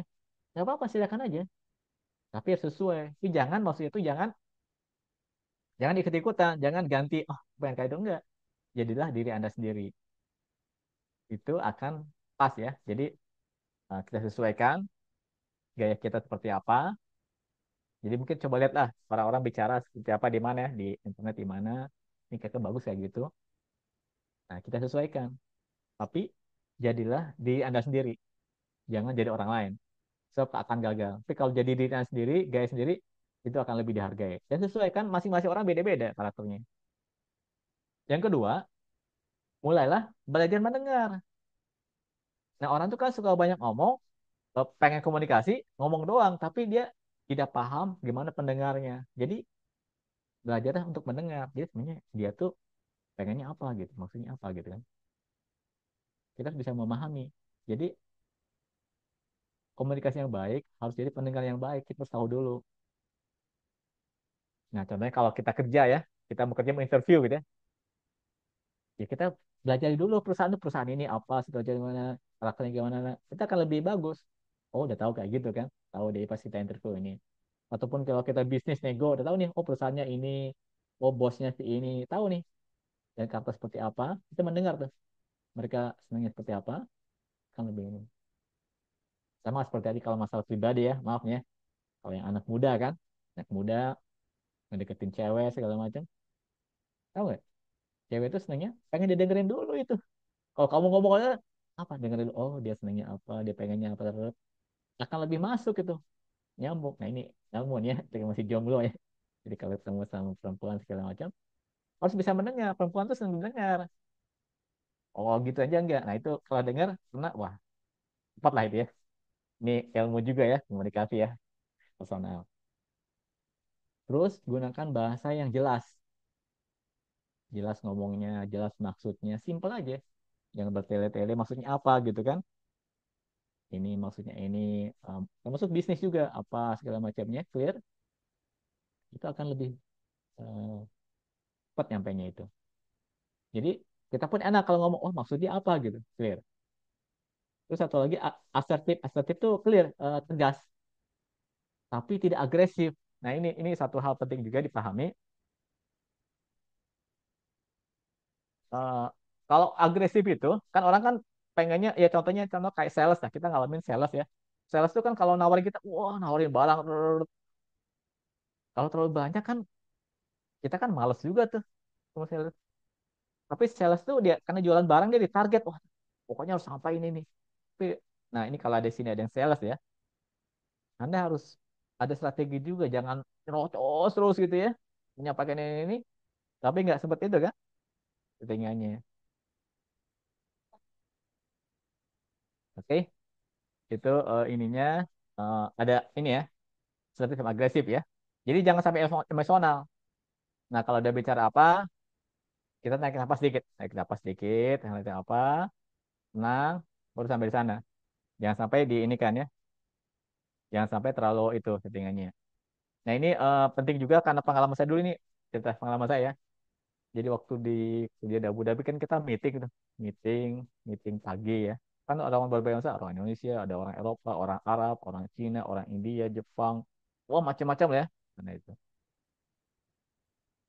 Orang kita kan jarang ngomong tuh, meeting diam aja gitu. Misalnya. Tapi sekali waktu karena kita salah, ada yang orang bisa orang India langsung ini, oh kamu ini nunggu, nunggu apa ya? Kita langsung emosi kan, oh emosi langsung, wah kamu akhirnya nggak terkendali omongannya itu. Terus agresif, tapi orang udah nggak mau dengar, oh kayak gitu kan settingannya. Nah jadi kita seperti juga tuh, kita taat tapi tahan emosi juga. Kalau gitu, tarik napas dulu, oke, lanjut siapa. Nah ini penting sekali, dan kalau saya lihat salah satu pengalaman dulu kenapa di luar negeri itu orang Indonesia, di sana kan banyak ya orang Indonesia ya, di Qatar, di Saudi, di Abu Dhabi, di mana. Tapi jarang yang bisa naik tinggi kamar dibanding misalnya orang India atau Filipina apa ya. Kan itu tadi, orang kita komunikasinya kurang baik. Cara ngomong, ataupun kalau ngomong, gampang beremosi. Ini nggak berkembang jadinya. Paham ya? Ini teknik-teknik awalnya. Oke, nah ini jadi emang jadi di sini di apa?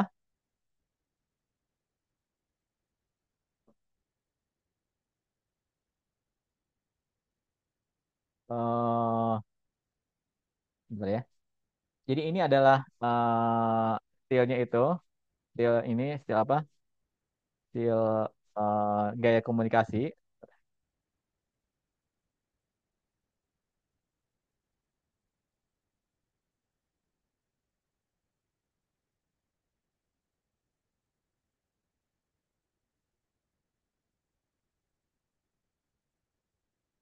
Jadi pertama kita harus paham gaya kita apa. Be aware of your communication. Jadi sesuaikan aja. Jadi jangan pengen kayak orang lain, jadi diri sendiri.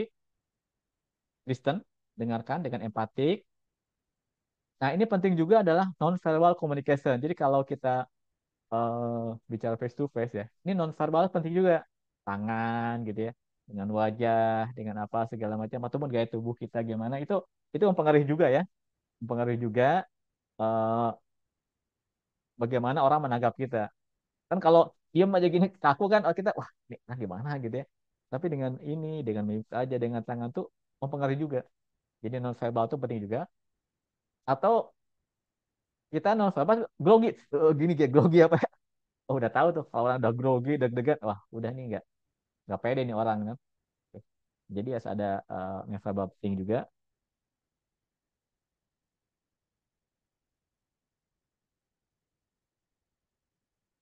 Terus feedback. Jadi kita harus ada feedback juga. Jadi karena itu selalu emang komunikasi yang baik itu kita ada feedback. Gimana pendapat anak ini? Jadi selalu ada ya. Harus ada kita minta feedback, masukan dari dia apa yang kita. Jadi mereka ngerti nggak gitu. Jadi jangan sampai nyerocos aja, tapi kita nggak dia nggak paham. Terus bahasa. Nah ini penting juga bahasa. Ya mungkin kita terkendala bahasa Inggris atau bahasa apa ya. Tapi jelas aja bahasanya, bahasanya. Dan jadi kita harus paham ya. Kalau kita ngomong ke orang luar negeri itu, mereka tahu kan kita bukan orang Inggris. Tapi nggak apa-apa, sampaikan aja. Walaupun salah-salah dikit, mereka akan paham. Kita jangan takut ngomong bahasa Inggris, takut orang nggak paham. Nggak apa-apa, pasang aja. Nah ini pengalaman saya di awal dulu emang suka kayak gitu.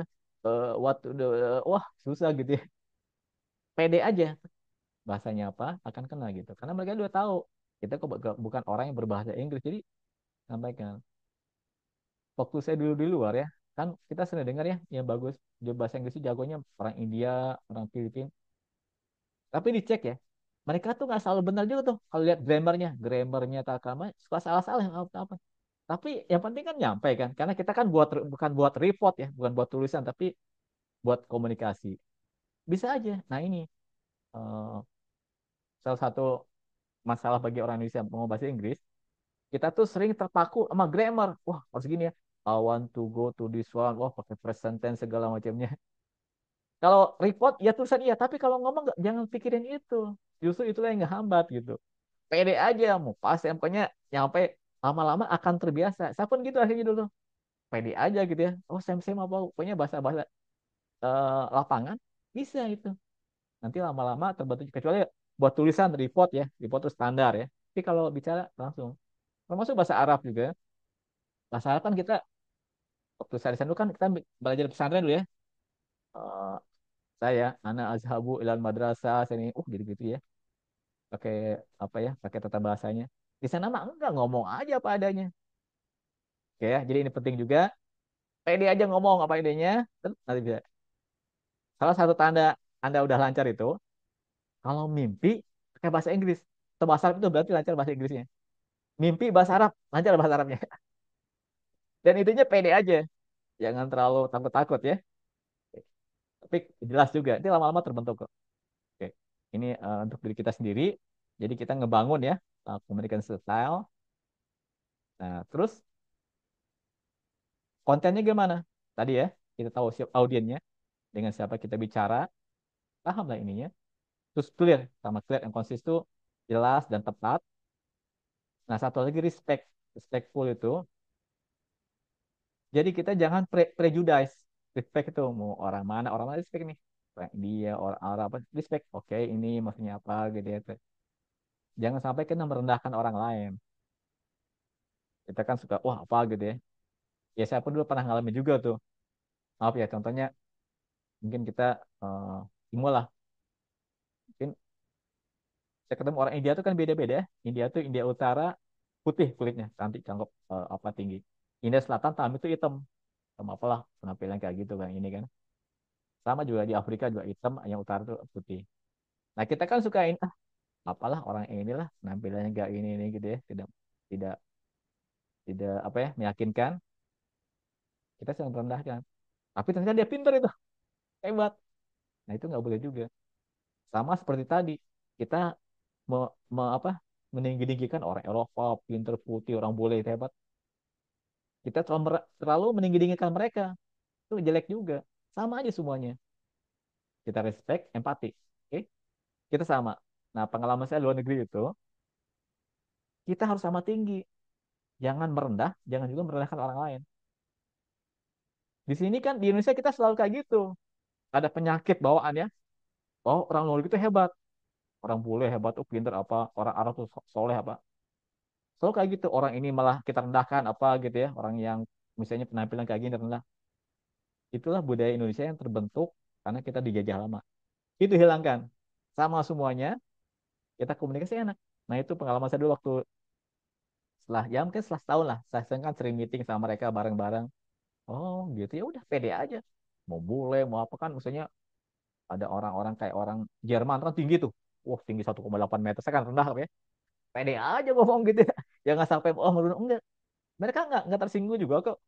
Apa segala pede aja. Nah, lancar kok komunikasinya. Itu paham ya. Kita respect, empatik, dan kita percaya diri. Tuh. Terus adaptable, fleksibel juga. Ya, fleksibel, ada apa segala macam. Itu apa ya? Namanya ini kan ya. Jadi kita harus menyesuaikan. Konsisten. Konsisten tuh maksudnya ya gini. Kita menyampaikan apa tuh. Jadi, nah ini.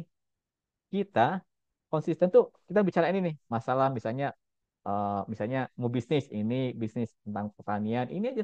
Jangan ngomong ini ke sana, ngomong sini, kemari gitu ya. Orang Indonesia tuh kan suka kebiasaannya gitu. Ngomong ini, cerita, wah itu tuh kemarin anak saya ini, wah kamu gimana? Itu ininya, wah gimana kemarin Persib main bola lawan Persija itu kemana-mana gitu kan? Konsisten, ini kita bicarain terus, fokus. Nah itu kita biasakan ya. Kalau kita bicara di level internasional kayak gitu, dayanya itu. Jadi disesuaikan. Oke, ini ya. Jadi ada 5 stylenya itu, eh, prosesnya, bangun kepercayaan.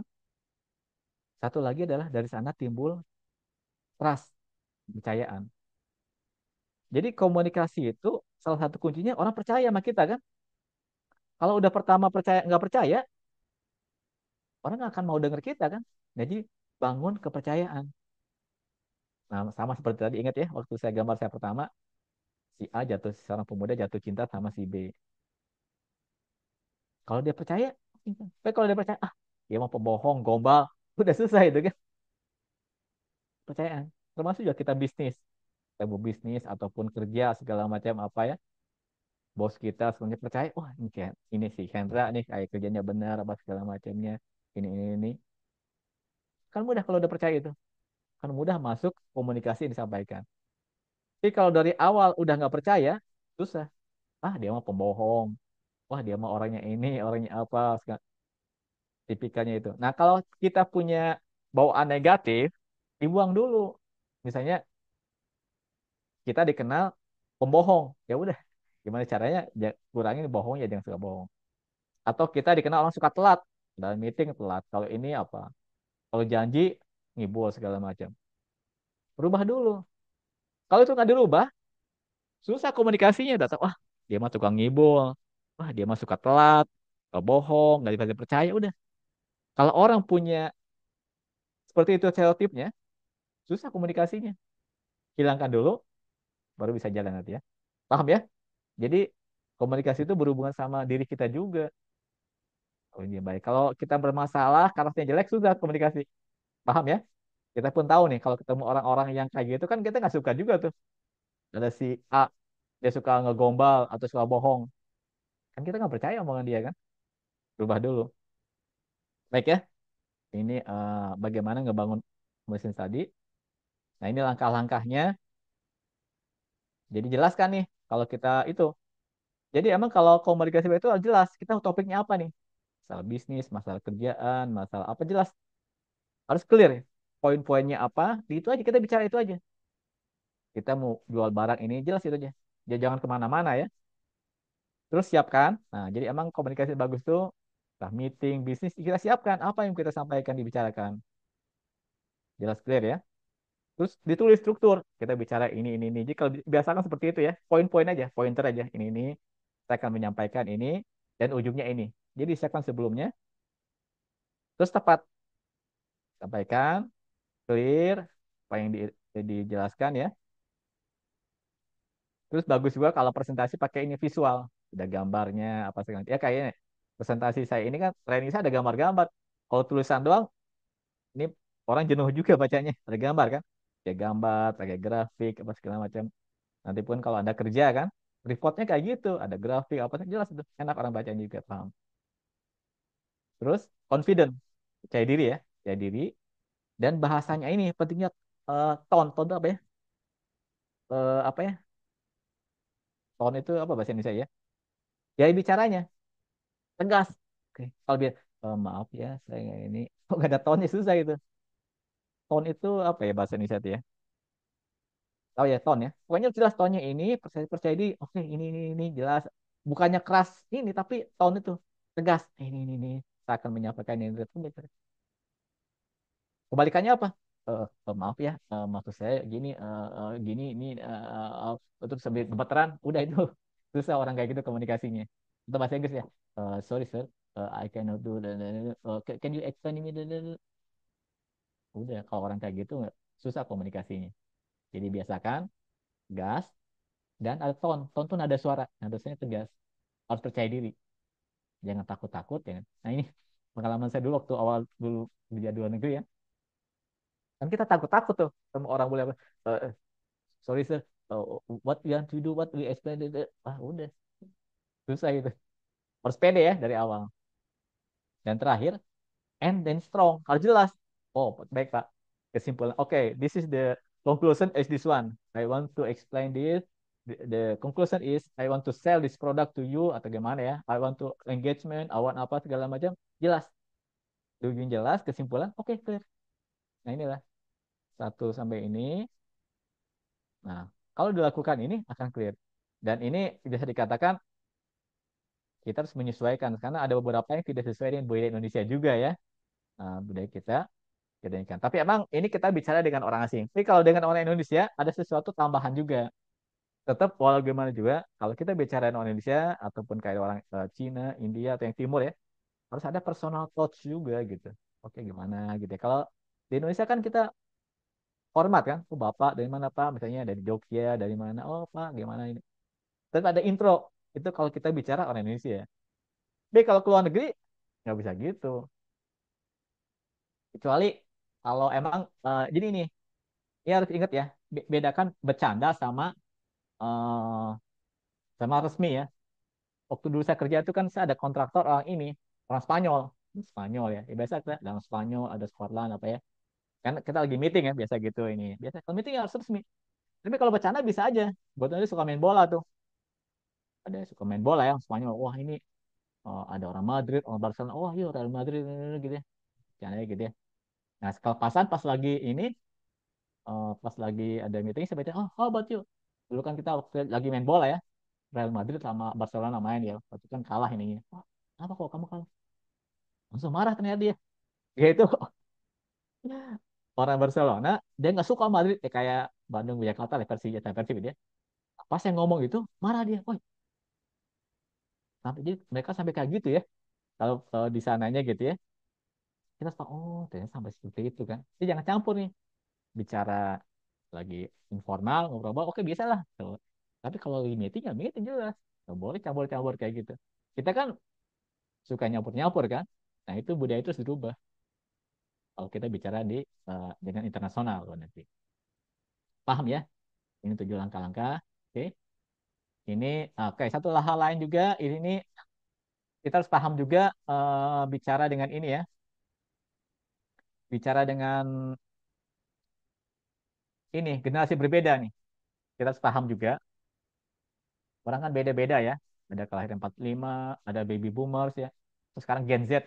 Nggak tahu nih, ini pendengar saya di sini kebanyakan Gen Z atau milenial ya. Ini beda bahasanya. Jadi saya harus paham juga. Saya kan kelahiran ini nih, generation X ya. Kalau saya ngomong dengan Gen Z, dengan kayak anak saya, beda bahasanya ternyata. Lebih ini, saya harus belajar juga nih, Gen Z sama milenial ini. Jadi kita harus paham juga gimana berbicara dengan orang seperti ini. Karena nanti kebanyakan orang level ini nih, yang di tempat kerja nih. Oke. Nah, terus juga ini penting juga, sosial media udah mulai juga. Jadi sekarang hati-hati ya. Karena orang kalau melamar kerja, dia tuh bukan hanya lihat CV loh. Lihat sosial media juga. Lihat Instagramnya, lihat Facebooknya, lihat TikToknya. Itu ternyata orang HRD ngebahas itu. Jadi hati-hati juga kalau orang yang profesional kerja, hati-hati juga posting di sosial media itu. Karena itu Udah terbuka, orang akan lihat dari sana karakter Anda. Terus pakai data ya.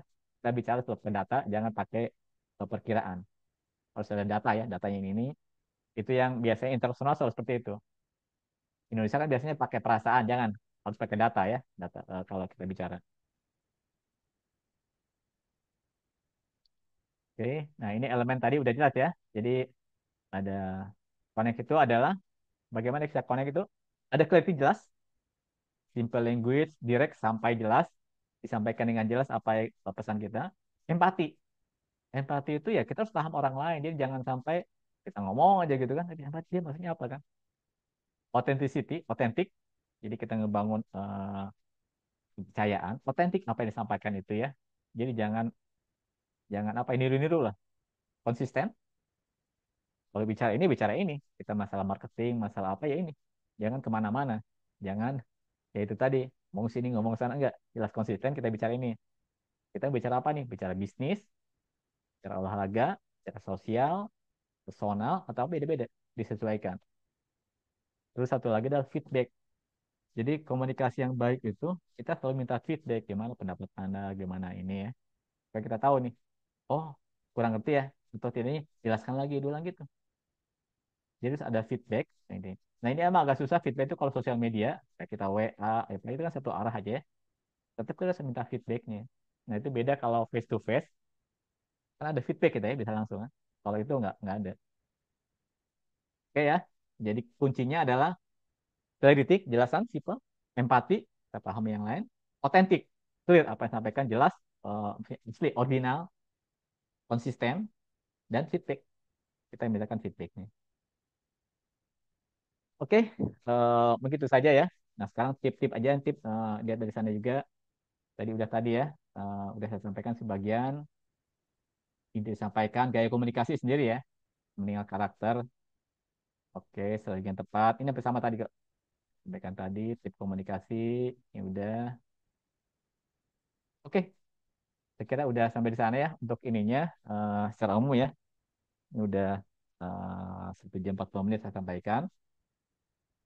Saya kembalikan ke Mbak Hanum. Silakan Mbak Hanum ada ini. Baik, Pak. Terima kasih banyak Pak Hendra atas pemaparan materinya. Baik, teman-teman peserta boleh banget kalau ada pertanyaan atau misalnya ada diskusi yang ingin di-sharing. Oke, sudah masuk nih Pak pertanyaan dari Pak Wahyu Iya, iya. di kolom chat. Oh iya. Bentar, ini.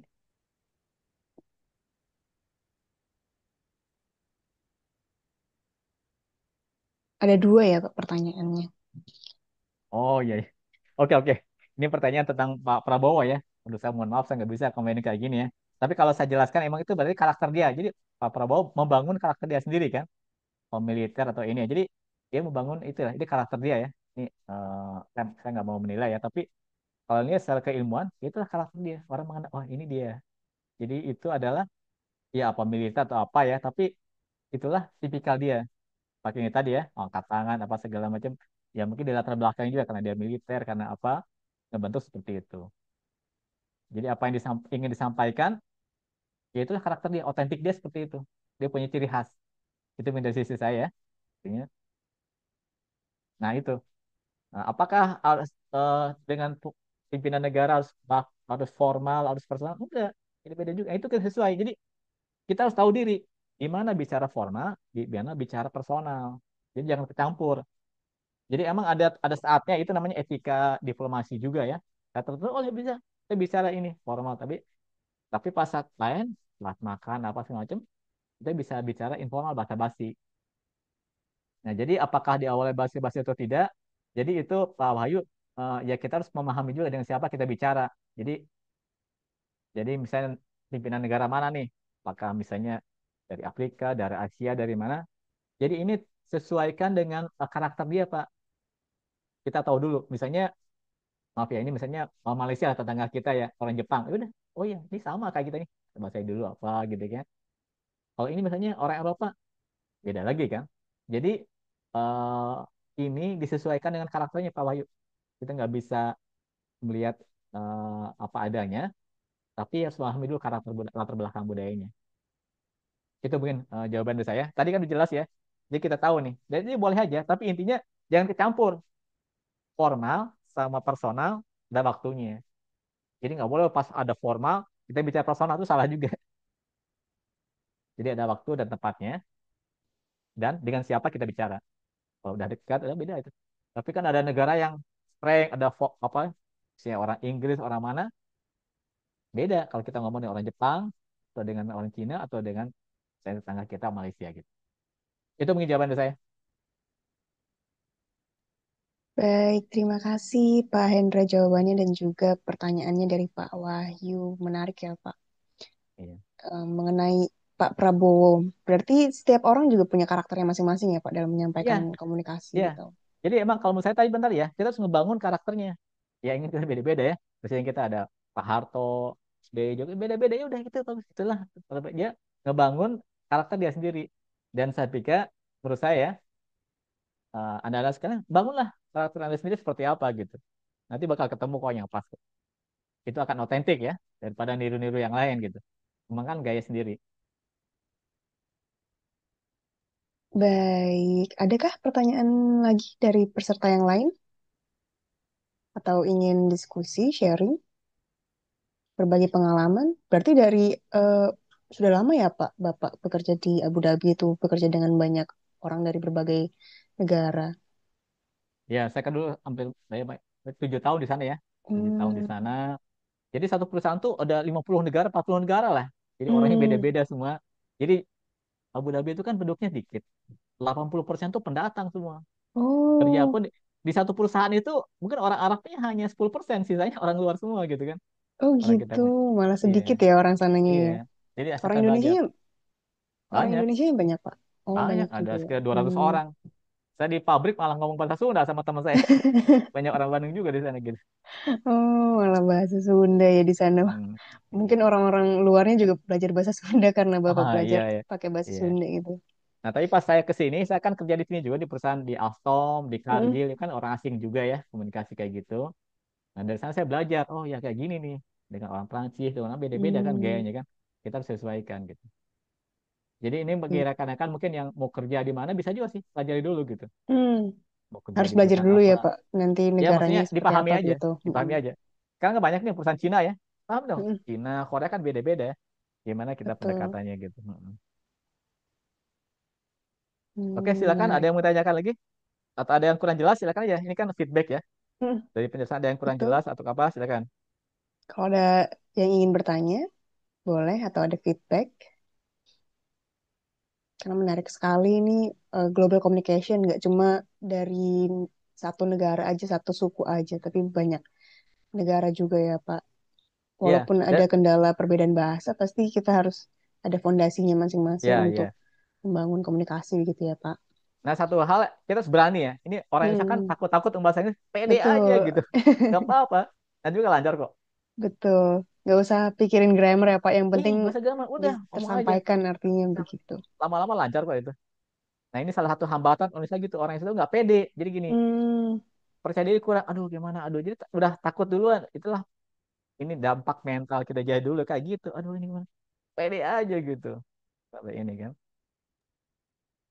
Jadi pengalaman, itulah betul. satu contoh dengan orang India. Nah, jadi pengalaman saya di luar, kita tuh sering kalah sama orang India. Karena India tuh apa? Wah, banyak ngomong. Wah, ngomong apa gitu. Hmm, Padahal sebenarnya keahlian kita lebih jago. Tapi kita nggak mau ngomong. hmm. Jadi pengalaman saya dulu, dan masalah tempat kerja, kita beresin. Tapi kita nggak mau ngomong, itu orang India ngaku-ngaku sama bosnya. Wah, sebetulnya akhirnya dia dapat nama gitu pada kita yang ngerjain gitu. Karena kita takut untuk ngomong duluan gitu ya Pak. Ya kita nggak Padahal kita berani juga apa. Dan punya kita mah, skillnya begitu. ya udah ikhlas ya udah kerja ikhlas apa gitu ya. Tapi sebenarnya itu bicara perlu perlu juga bicara untuk yang lain. Nah, terus yang kedua, emang budaya kita tuh bicara suka gini, gampang emosi.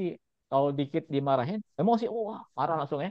Nah, itu kita Hmm. jaga, kita harus rada sabar dikit gitu. Itu jadi masalah. Kalau udah emosi, susah maksudnya. Jadi kalau sekarang mungkin untuk rekan-rekan, ya mungkin luar negeri pertama kalau nanti kerja ya, kerja di perusahaan asing, seperti apa. Terus yang kedua, percaya diri aja. Lamar kerja di luar negeri nggak apa-apa. Insya Allah, banyak peluang kok itu. Kerja di luar, segala macam apa. Mulai belajar dari sekarang. Ya minimal bahasa Inggris ya, bahasa Inggris segala macamnya, pemahaman. Nanti dari sana akan terini kok, Mbak Joko. Dan sekarang kan banyak juga ya Mandarin, kita belajar bahasa Cina, bahasa Jepang itu penting juga sama-sama ini ya. Jadi peluang di sana kan sekarang kan banyak peluang tuh. Jadi kayak Jepang, Eropa sekarang itu mereka tuh kekurangan orang muda karena mereka jalan nikah segala macam ya. Hanya orang tua. Jadi mereka kekurangan orang muda. Mereka perlu tenaga kerja dari kita. Kayak Jepang segala macam itu. Nah, kita harus bisa juga rasanya. Banyak peluang kok. Kesempatan ya Pak untuk kita karena Ya, kita banyak orang masih mudanya nih, banyak ya anak masih muda mudanya gitu. nih. Masih muda untuk Betul. ininya. Menarik ya, teman-teman. Kalau kita bisa kerja ke luar negeri, kita harus bisa skill ini nih, global communication. Ya, itu penting sekali. Dan awalnya mungkin dari interview. Nah, interview awal. Ya, mas, ini pede aja. Kan suka ada tuh. Kayak dari Qatar, Abu Dhabi suka ada interview di sini ya. Kita Hmm. harus ini. Tapi mereka bahasa Inggris ya. Kita Mm-mm. bisa Inggris itu ya. Kita Hmm. oleh pede aja. Pede itu sama-sama. Balik ke sana kok. Yang penting pede ya, teman-teman. Iya, percaya diri. Tapi percaya diri itu dibuat dengan punya kemampuan kan. Kita punya keahlian. Kalau kita nggak bisa apa-apa, gimana pede kan? Jadi punya keahlian dulu. Nah, jadi karena itu saran saya, ini kan kita ya masing-masing kan punya ahli pendidikannya apa segala macam itu penting juga kita harus punya ahli apa dia ahli teknik, ahli apa segala macam itu dikembangkan. Jadi jangan sampai kita setengah-setengah.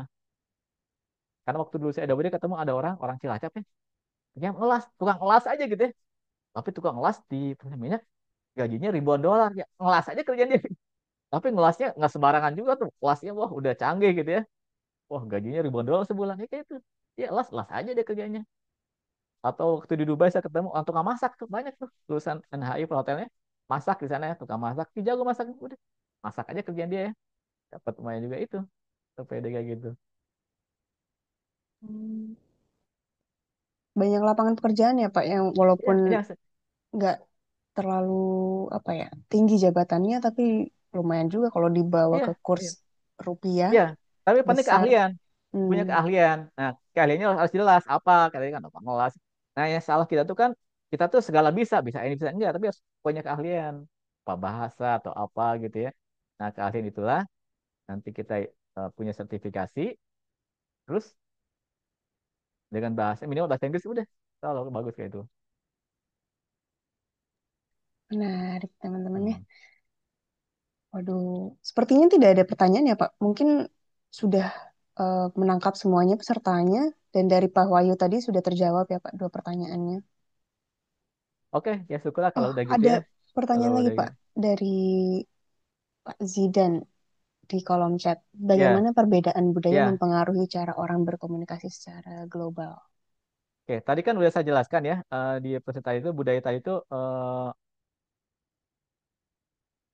yang contoh sederhana itu adalah budaya ini Pak budaya timur kita sama barat timur itu apa tadi perasa dia baper kalau barat rasional nah itu orang Indonesia kan perasa ya jadi satu pakai perasaan gitu mainnya gitu dikit-dikit gampang marah apa gitu ya kalau orang lain tuh enggak dia kan pede aja rasional sama itu yang pengaruhi Pak ya yang kedua kita tuh suka bertele-tele Pak nggak to the point.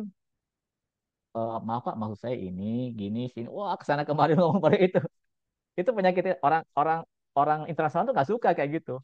Harus jelas kecuali kita personal ya. Jadi budaya itu mempengaruhi kalau kita orang Indonesia apa ya? Kita suka perasa, gampang emosi kayak gitu. Tidak rasional, suka bertele-tele. Itu harus kita rubah kalau bicara di luar. Nah, tapi emang ada beberapa yang suka juga ya kayak India atau Jepang tuh kayak gitu kayaknya kan ya. Ya kita personal pendekatan. Tapi kalau orang Eropa itu nggak bedanya kan. Misalnya kayak orang Arab, pengalaman saya dengan orang Arab ya. Ya budayanya kayak gitu. Kita sama-sama. Budaya kita tuh kan apa ya merunduk cenah oh monggo eh, apa engge apa gitu ya punten mangga mereka gitu ya sama gitu ya sama kayak Jepang ini di luar negeri tuh mereka nggak suka kayak gitu jadi kita oh Chef halak how are you Mister oh, itu aja PDA langsung mereka akan suka seperti itu paham Pak ya nah itu salah satu contoh bahwa budaya itu mempengaruhi cara komunikasi kita jadi kalau kita mau internasional bukannya berarti kita jadi seperti orang asing nggak tetap kita jadi orang Indonesia tapi orang Indonesia yang punya internasional apa tuh pola pikirnya. Paham Pak Zidan ya? Jadi itu ada budaya kok itu. Itu mempengaruhi kita cara budaya komunikasi juga. Tapi tetap kita jadi Indonesia. Kita jangan jadi orang lain Pak. Jadi orang Indonesia. Tapi yang punya apa ya, kemampuannya global. Jadi ada beberapa budaya Indonesia kita hilangin dulu lah. Contoh tadi baper lah, baper sama itu tadi bertele-tele ngomongnya gitu ya. Juga apa. Terus yang satu hal sederhana aja ya. Kalau kita kan ngomong suka gini, maaf Pak, sambil ketanya sambil senyum apa. Saya pernah dimarahin itu. Kalau kamu ngomong jelas, tegas dong. Ngomong-ngomong, ketawa-ketawa gitu. Nah ini, salah satu contoh orang Indonesia kalau ngomong suka sambil ketawa. Itu bagi orang luar negeri, yang nggak sopan itu. Oke, kita ngomong biasa. Tapi kalau bercanda ya bertawa nggak apa-apa. Nah, tapi kalau ini, maaf, ntar, can you speak Thailand? Wah udah itu, kalau gaya kayak gitu, kurang di respect. Oke, paham ya Pak Zidan ya? Itu contoh sederhana aja. Budaya mempengaruhi.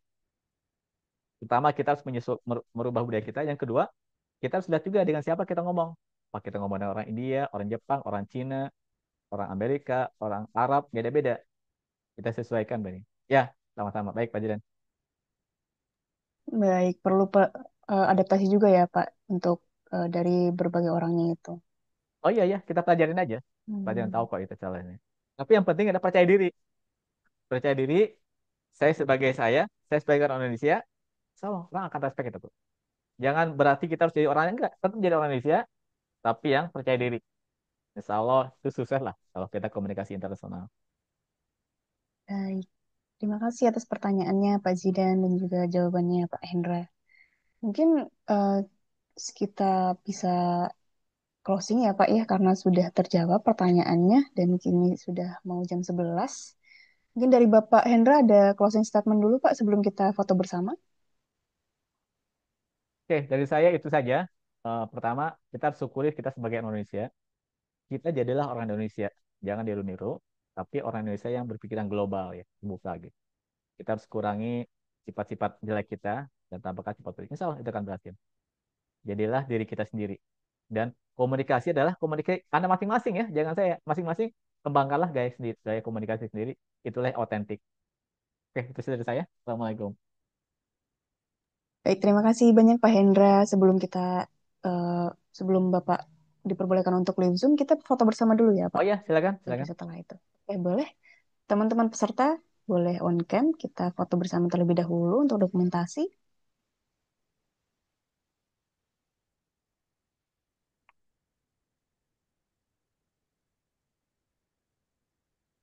Baru terlihat nih Pak wajah-wajahnya yang Oh mendengarkan ya. dari tadi. Oh hebat lah, hebat lah. Anak muda semua ya, semoga sukses. Saya Iya, doain ya, Insya banyak Allah. yang masih muda ya Pak. Ya, kita harus Baik. mimpi besar ya. Mimpinya keluar dunia lah, keluar dunia. Jangan Indonesia doang. Oke ya, Insya Allah ya. Semangat anak muda, kita akan maju. Insya Allah ya. Jangan hanya Amin, kerja amin, Jakarta doang, pergi ke seluruh dunia. Insya Allah, Bismillah kok ya. Rezeki Allah ada di mana-mana kok. amin. Oke, ada lagi kah yang ingin on cam? Oke, sudah ya untuk slide pertama dulu. Satu, dua, tiga.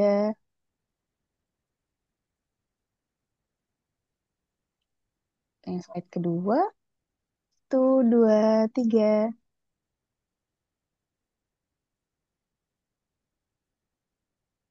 Oke, baik. Terima kasih semuanya. Terima kasih banyak Pak Hendra atas pemaparan materinya hari ini, Pak.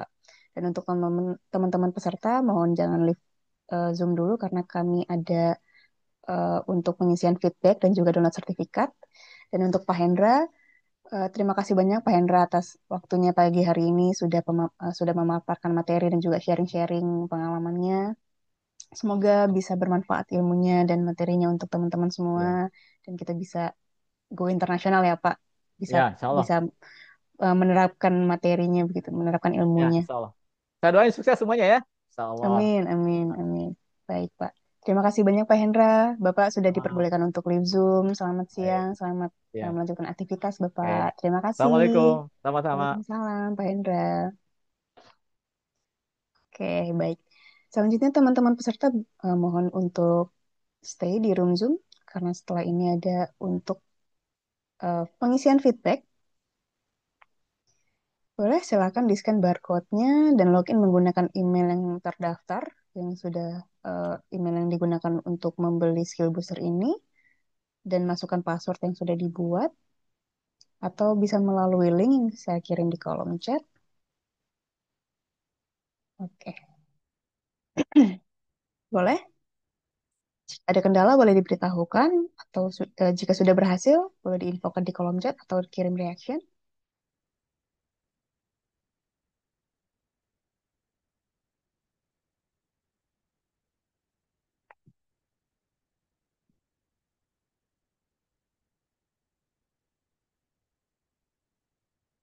Dan jika sudah disubmit, untuk feedbacknya bisa langsung download sertifikat.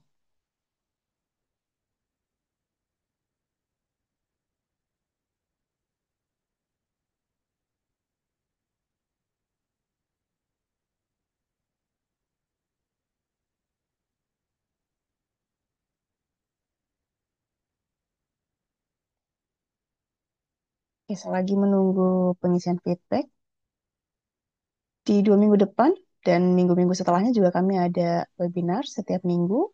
Jika teman-teman tertarik dengan topik-topik ini atau bisa dilihat di website pasartrainer.com, silakan mendaftar melalui website kami. Lalu jika ada pertanyaan atau misalnya ada yang ingin didiskusikan, boleh kontak kami ke kontak@pasartrainer.com di email atau melalui WA di website pasartrainer.com. Silahkan cek.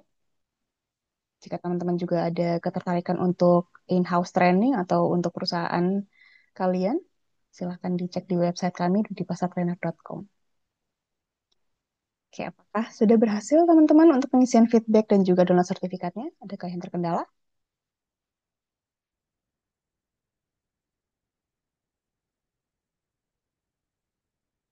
Terima kasih banyak Kak Suswati.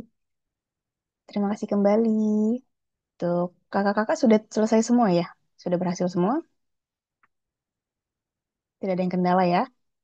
Jika ada yang terkendala, boleh dikontak ke WA kami atau melalui website kami ya. Baik, terima kasih banyak atas waktunya pada Kak Alia, boleh di saya chat melalui sebentar ya Kak.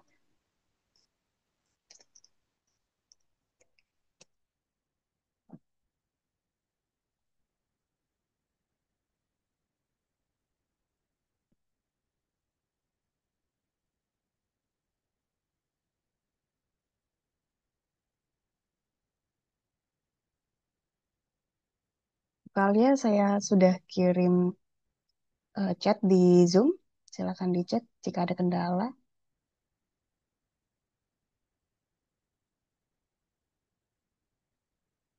Oke, boleh langsung di chat saja ya Kak.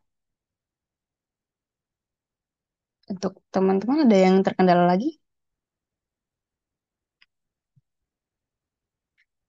Oke, untuk kalian nanti saya akan follow up lebih lanjut setelah ini. Oh, sudah aman. Oke, baik. Terima kasih. Terima kasih banyak kakak-kakak peserta dan juga terima kasih banyak atas waktunya pada siang hari, pada pagi dan siang hari ini. Terima kasih banyak atas partisipasinya. Selamat siang. Sampai jumpa di skill booster berikutnya bersama peserta trainer. Selamat melanjutkan aktivitas. Saya end meeting ya. Terima kasih.